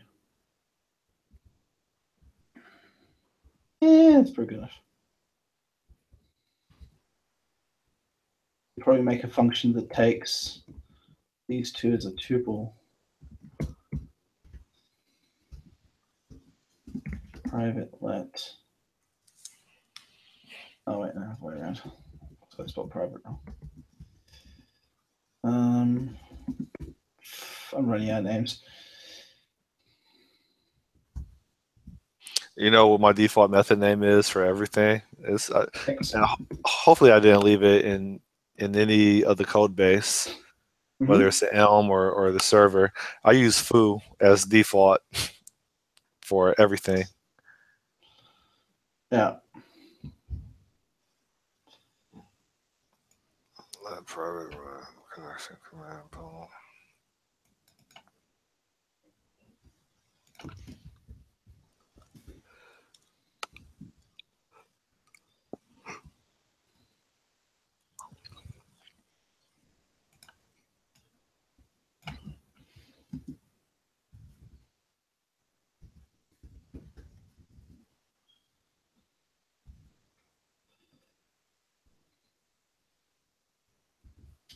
Actually,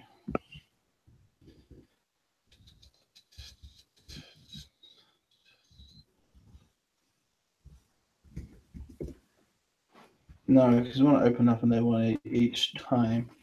Well, we don't want to. It's just we are.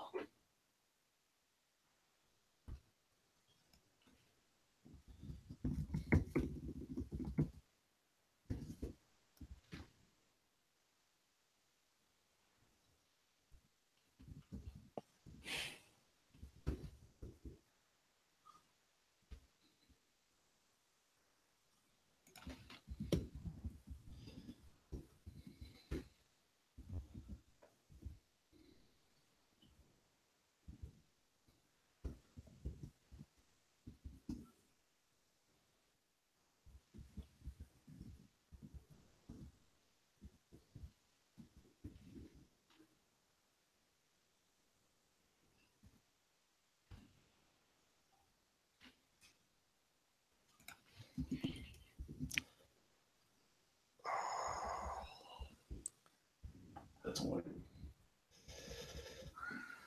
We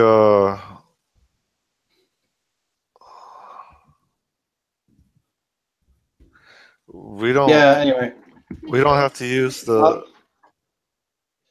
I'm sorry.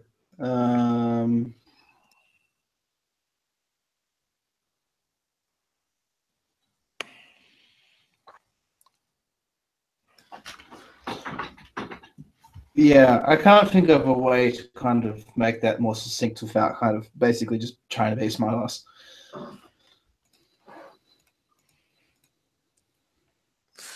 Let's execute non-query command. Where is that at again?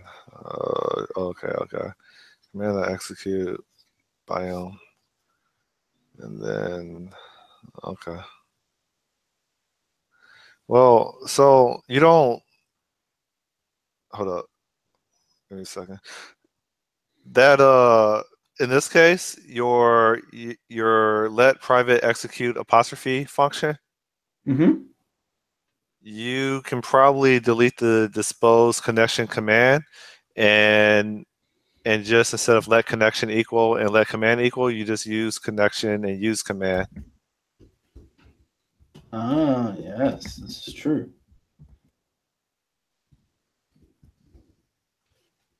Yeah, we just removed the line of code. That's what's Why up. don't we remove three lines? I'm not sure about that part. That's not being used somewhere. All it does is hold. That's within your store module. Yeah. Because that same function is in another module that Yeah, I it's in wrote. the enclosing module, the data Okay. store module. Okay. So Yay. this module itself can actually be private because it's really just an internal mechanism. I didn't know you can private a module. Let's say you Yep. could Because private the module, functions within the module. yeah, because there's no such thing as actual module nesting.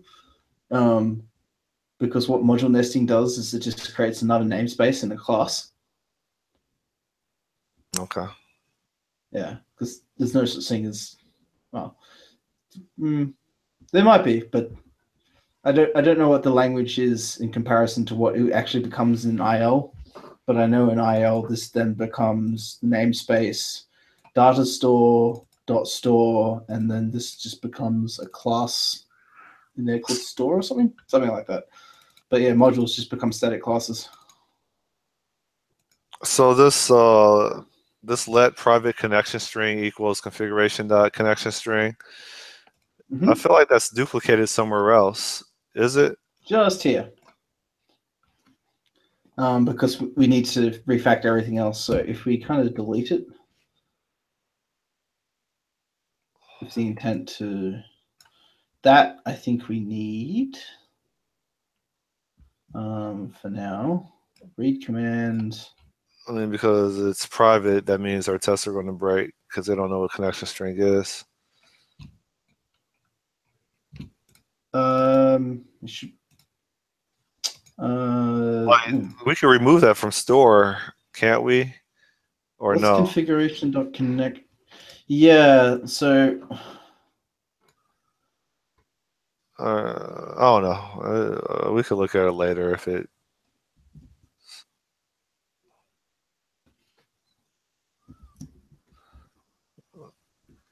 yeah, because that's a free variable, so we should probably make that external. Where is that being used at? Where's the connection string value being used? All over the place. But it's not Okay. it's being used inside the closure of these functions. Okay. So I don't know how you would actually test them in that respect as well. If it's a Leave it for right now. if it's a configuration like this, we need to configure it from the outside in. So at the moment, this probably shouldn't even be in here.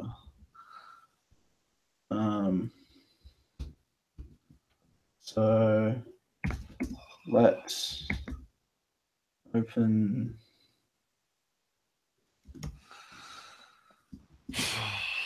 No, open the reserve word. It probably doesn't like it.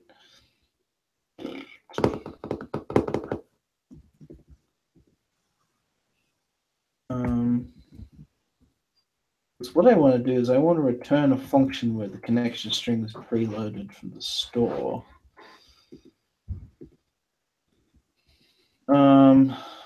So in that case, we'd have execute.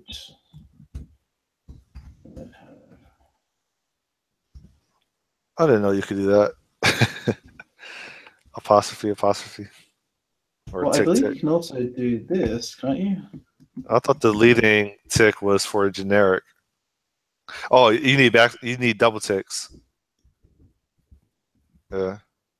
I do that for my tests. Yeah. But that one should be fine. So let execute. That's a real cold smell, but yeah.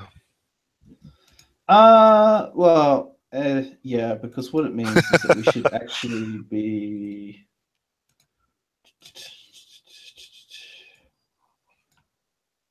So we need to pass it in. So we want to. Wait, we're already reducing it here, aren't we?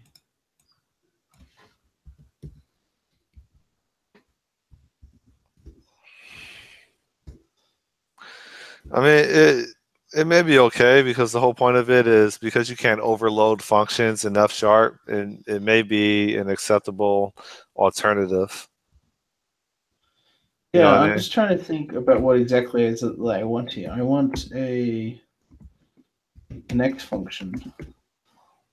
which then returns the execute, which is preloaded with the connection string.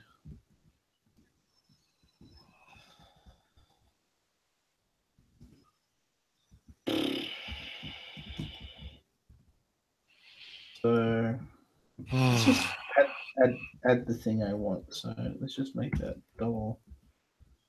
And I want to have this. It's the same code, but I want to have I want to call a function that partially, yeah, but no, I'm trying to put something inside something where it doesn't actually make sense.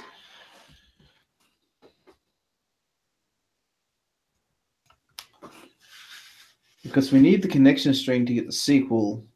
So we now have another module, which we can call queries. Well, let's just do commands and we'll do the other one first. Equals. You've got this execute down here, which calls everything.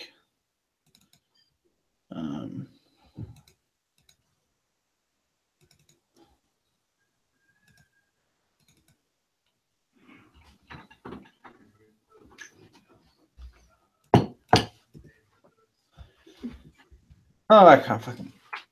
Yeah, I caught myself there. I can't be bothered working out what I'm trying to do here beyond cool. Just what we have.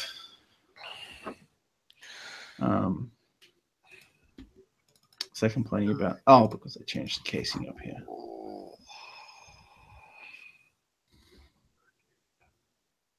Does it build? Not yet, because we need to do this.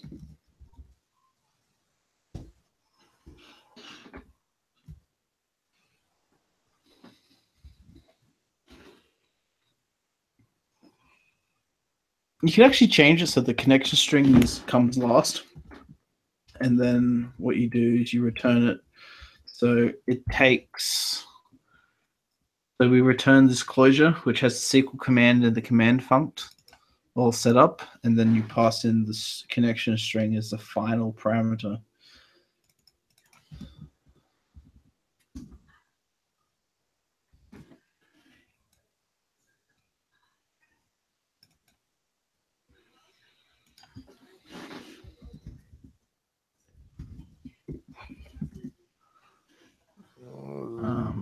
Which means that our private execute doesn't actually make sense anymore. So now we have this, which we just call that. I would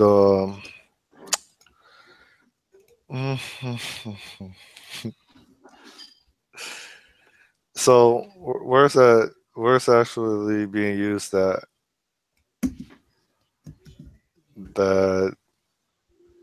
okay, I see it. So hold so up. Then if you have this take a connection string as an argument,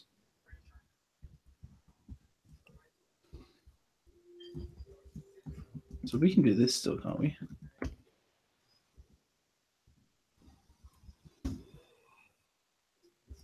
Yeah, there you are. Oh, what the freak? Hold up.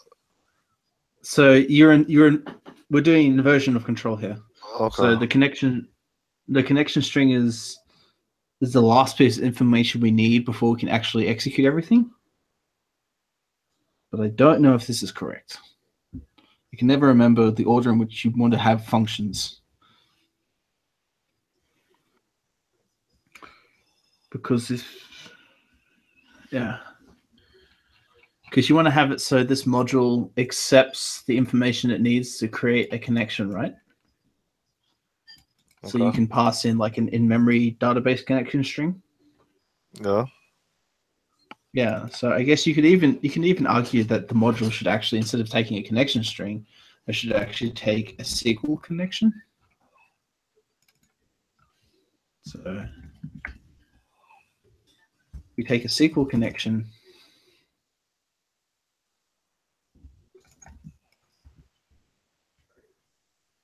Here we are. Execute. Yes. Okay, cool. Install the execute. So instead of having this here, just have connection.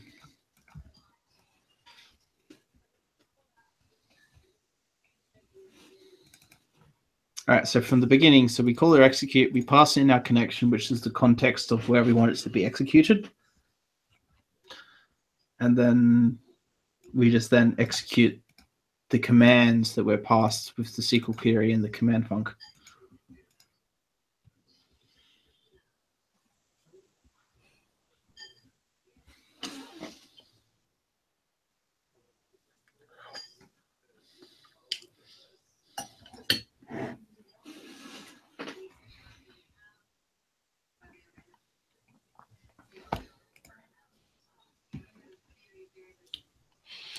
I feel like you've made so much progress with this little refactoring thing. I'm surprised I'm able to keep up with you. Yeah, well, I might be going down the Rosemary path on some of these things. It's just like doing stuff which is totally unnecessary. No, I'm learning a lot. And that's one of the reasons why I wanted to get all of us together. To try to learn about things I wasn't familiar with. I think before we go any further, we need to write those integration tests because we need to find the point where we need to find the points in where it is painful to do these things. Because I don't do this enough to the point of where. So we'll do this for now.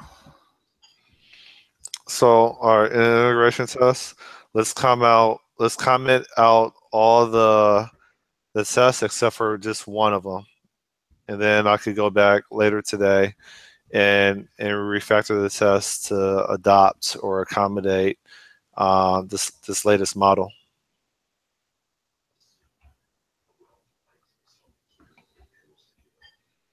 What did I do wrong? Takes string. Right? String query func. What am I doing? Execute as private. Yeah. Okay, so where are the tests? It's called integration tests.fs. Okay.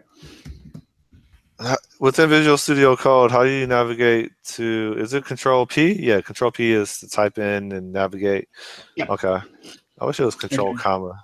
That's in Visual Studio. Anyway, so like just comment out everything except for the very first test.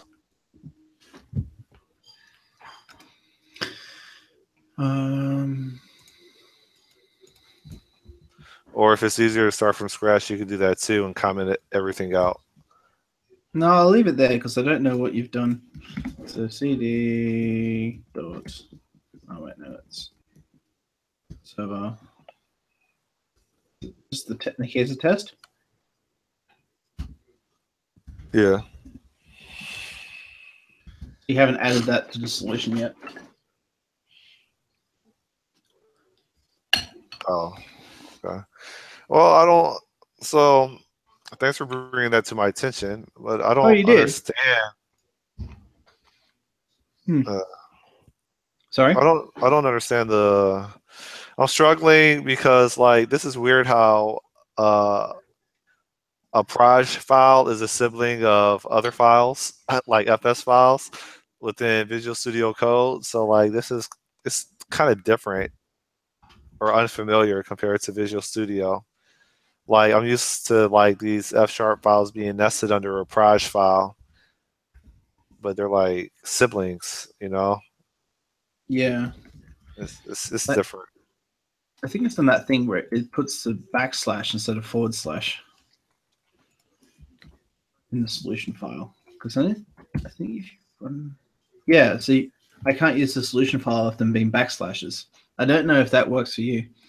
Can you go into the server file and try running a .NET restore? So don't go into Nikeza.server, just go into the server directory. So Okay. Lambda cartel Nikeza/server.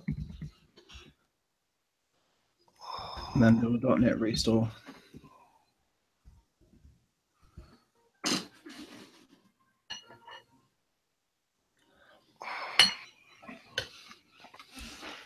So .NET restore.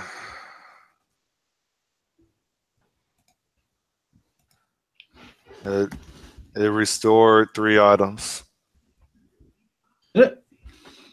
Because if Nikeza they're server. backslashes, It says Nikeza server 2 times. Why is it restoring Nikeza server 2 times and then Nikeza no, test?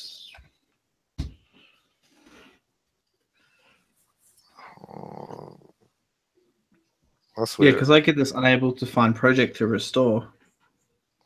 Yeah, mine restores Nikeza server.fsprosh twice, and then it restores Nikeza.test.fsprosh. Don't know. Yeah, anyway. Can you change those backslashes so Nikeza.server / something to /? This is in the test fsprosh. No, in the server.sln.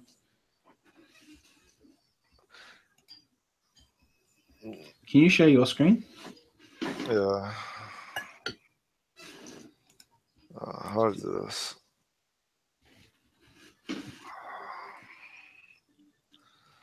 You see my screen? Mm-hmm. Gross. Oh, I'm getting sleepy.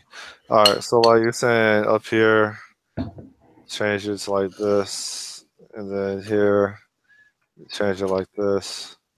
Yeah. Okay, and then what? Now try running .NET restore again.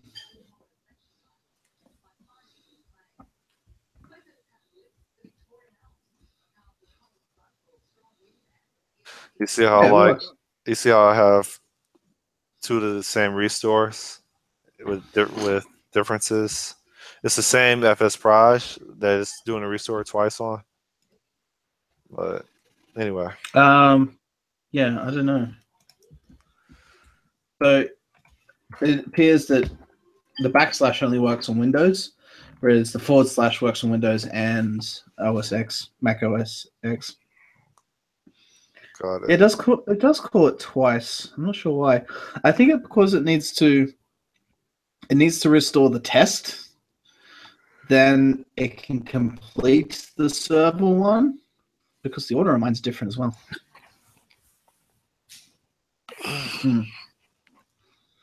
Okay, so we need to make them /. Interesting. Okay, so if you do .build.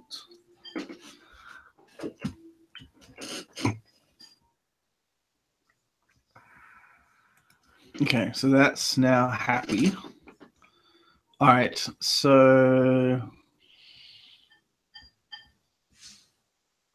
what are we doing here? We're just trying to get some hello world type of test to work based on the recent refactorings that you made. Okay.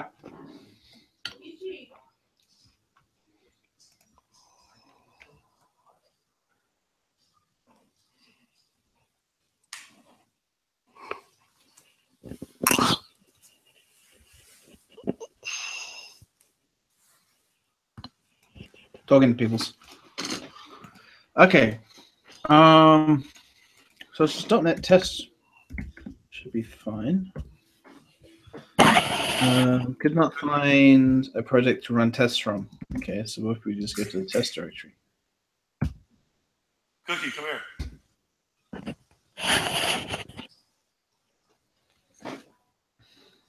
Build started, please wait. Oh, why does my dog disobey me sometimes?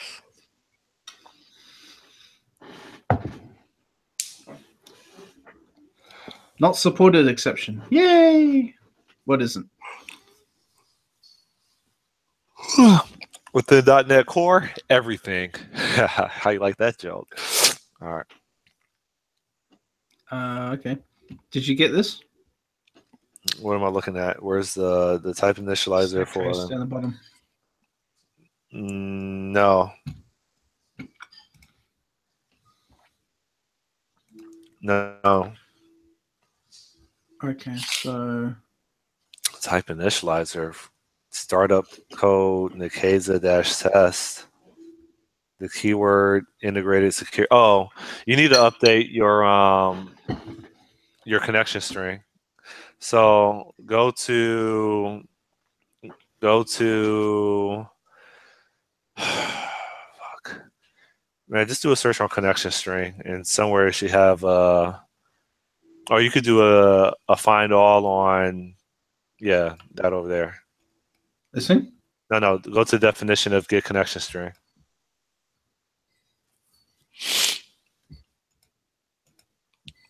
F12 or whatever. Configuration No, builder. No, go to your configure. Go to the definition of get connection string. Right, that line. Go to the definition. No definition found. Do a find all, and put in that string.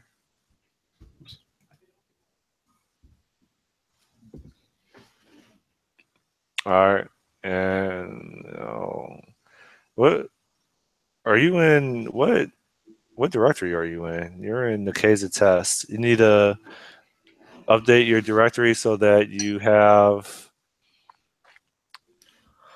I will go to. Why is it so complicated? You basically need to modify or figure out how we can all point to the same connection string of SQL Server Express or local, whatever that thing is called. It's basically your path to SQL Server is So I off. don't actually have a SQL Server running, so I need to get a SQL Server Docker image up and going. Is everything in this app settings JSON thing that you have here? I didn't put that there, but Add JSON file. Odie had did that stuff, and so Add environment variables. So if I define an environment variable called Nikeza DB, that should work as well. no, I don't do Docker. I don't know, but it's definitely your connection string. It's not actually mapping to your SQL Server instance. I'm just gonna have to push this to you, and then you'll have to do it. I'm scared there's going to be hella merge issues, but okay. Or I guess I just discard what I have, right, and just take yours. Have you made changes since you pushed last? I don't think so. All right. So if I'm just going to commit to master. I know it's bad, but.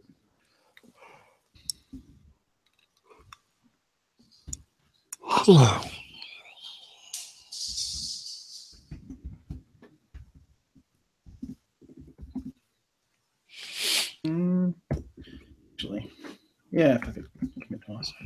I left weights today, man. I said that yesterday.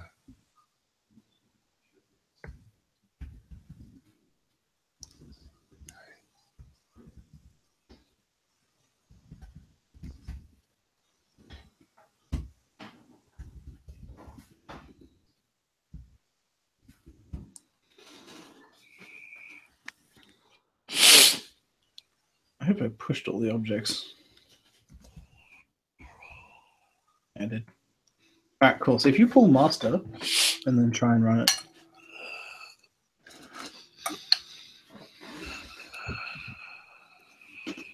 Control Shift G. You want a screen share?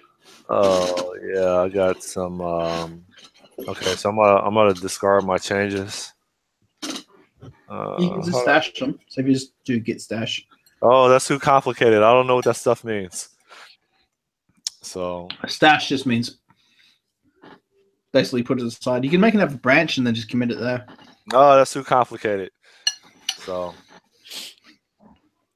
discard this all. Miami weather is getting to you, I tell you. changes. I got into an argument with a cop earlier today, and I'm still in the bad mood. All right, so Today, what time are you out? or last night, man. Like I'm always talking about I'm sick and tired of talking about racism, but it's so real out here. All right, anyway, so pool. Hmm. And so I pulled, and I'll go to. Yo, my mind is not functioning. Hold up. All right, here we go. So cool. I see that everything else was commented out. Oh, you probably want me to share my screen. Okay, come here. I'll share my screen. Will help. Sharing my screen. Yo, and Yep. so if I go ahead and build, it should say, I don't know what you're talking about, Willis. And terminal will be reused. But shoot, what just happened? Terminal Huh? will be reused by task. Press C. Oh, what the freak? I'll hide this right here.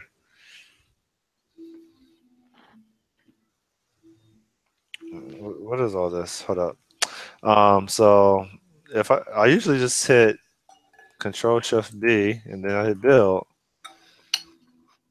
Can't find project to run. Ensure that project exists. Oh yeah. So let me go to this is I don't know how you do the command line stuff, but then I go to Nikeza server.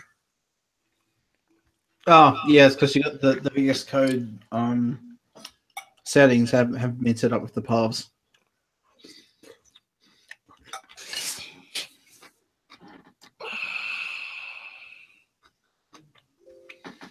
Oh crap, my battery's running low. Are you able to go plug it in? Yeah, I can. So okay, so the build succeeded, but Yep. that was Nikeza Oh, server, so I went to the wrong one. I'm supposed to be going to the Nikeza test. So let me plug in my charger to my laptop, and then I go to come here. Go to where you at? Oh, because it's test. Your message. Do you want to do a public pairing or private? yeah, a bit like that.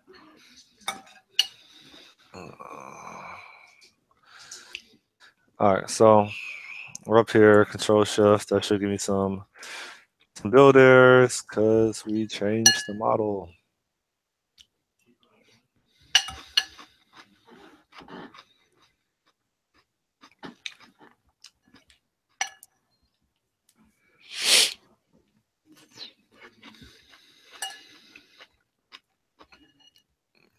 And I built.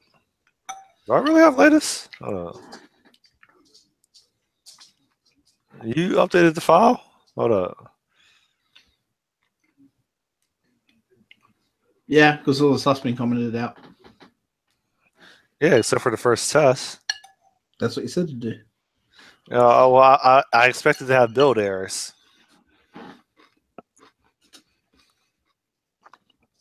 Why? We didn't change the external API.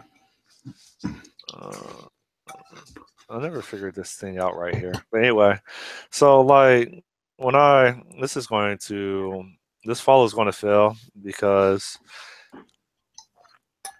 well, that's just let me hide this. I thought I hid you already. Come here.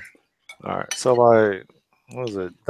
.net test. Test.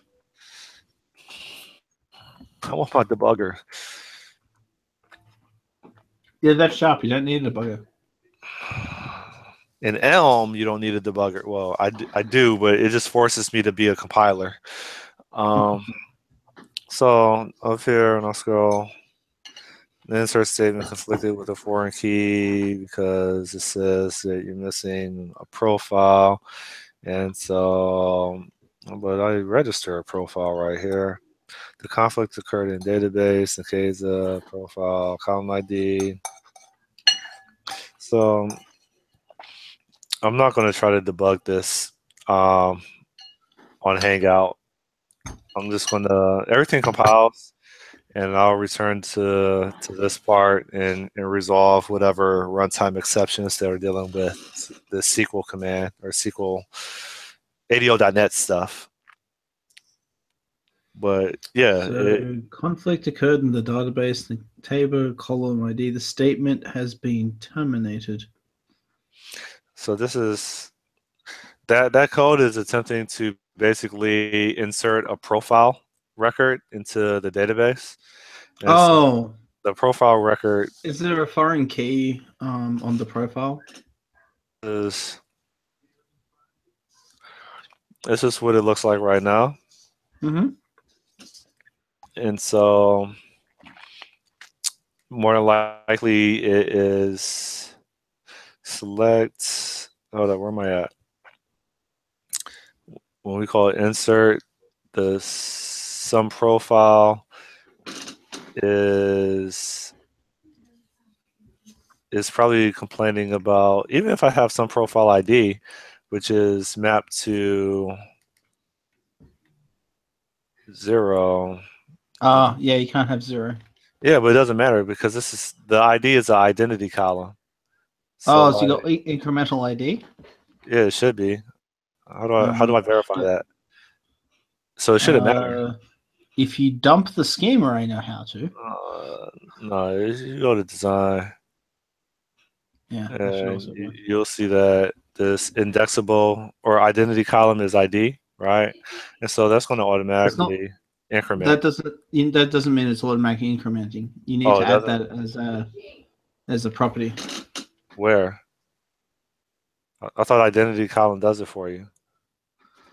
Um, no, I don't think so. I don't think it's on by default. So primary.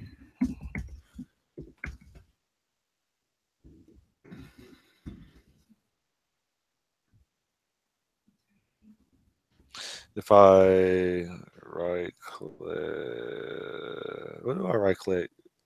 Is it? I barely touch SQL Server. I thought it was something that I right click, and is it down here? It should be Computed, in computed identity column specification. specification. In identity specification. So in the column properties. You said in the column properties. So this is That's the table table designer.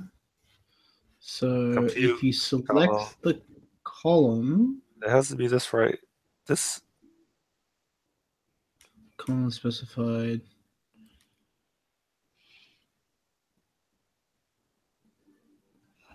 something I remember back in the day where all I had to do was right click, and it brought up a.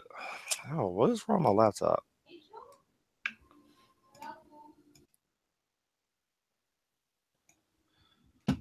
So you should be able to alter the. You can alter the table and edit. Identity Key. specification. Yeah, I think it's already done. Is identity increment needs to be set to 1. Oh, that's incremented Um, by 1. No. so can you click on the columns on the Object Explorer on the left?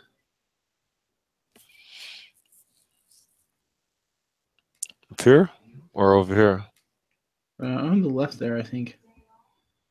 And go properties.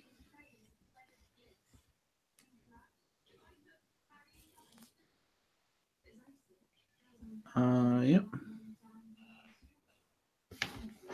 So in there should be a field called increment, identity increment. Yeah, identity increment. Yeah, set to 1. It's already Okay. on 1. Yeah, Yeah, so I so think it's already handled for us. it's on by default there, I would guess. Yeah. So Don't know. the original I'm the just gonna have original. to leave you there, and you have to work out what the hell's going on. Yep. All right. Well, good stuff. I'll figure it out eventually. I'm going back to bed. Yeah, you're gonna have a bit of a nap before you go out and you big ride. Yeah, I've been up since 3 in the morning. So Mm. how do I go back? Stop sharing. All right, Mitch. It's been real, and I learned a couple things. So thanks for sharing. That's all And, right. It was good to kind of just work through that. No, I think we kept distracting each other with like things that weren't 100% important. yeah. So Had too it's much fun just messing around with just F sharp in general, let alone actually kind of productively getting to where we want, which which is that's one of the okay. complaints at the project so far. I can't wait to get this thing done so I can take a break. But yeah, I'm gonna tap out. So I appreciate it. And I guess we'll. Did you guys ever record a podcast yesterday? No, I don't know if we'll do one this weekend. I know that you and Pablo did one the other day where I can't remember what you're talking about. This is about movements or something. Same thing that Pablo talked about. Pablo and Odie talked about. But yeah. All right. So I'm going to bed. Good night or good morning. Well, it's 7 o'clock in the evening for you almost. So It's quarter to nine. all right. Hey, take care. I appreciate it. I'm hitting the stop broadcast button.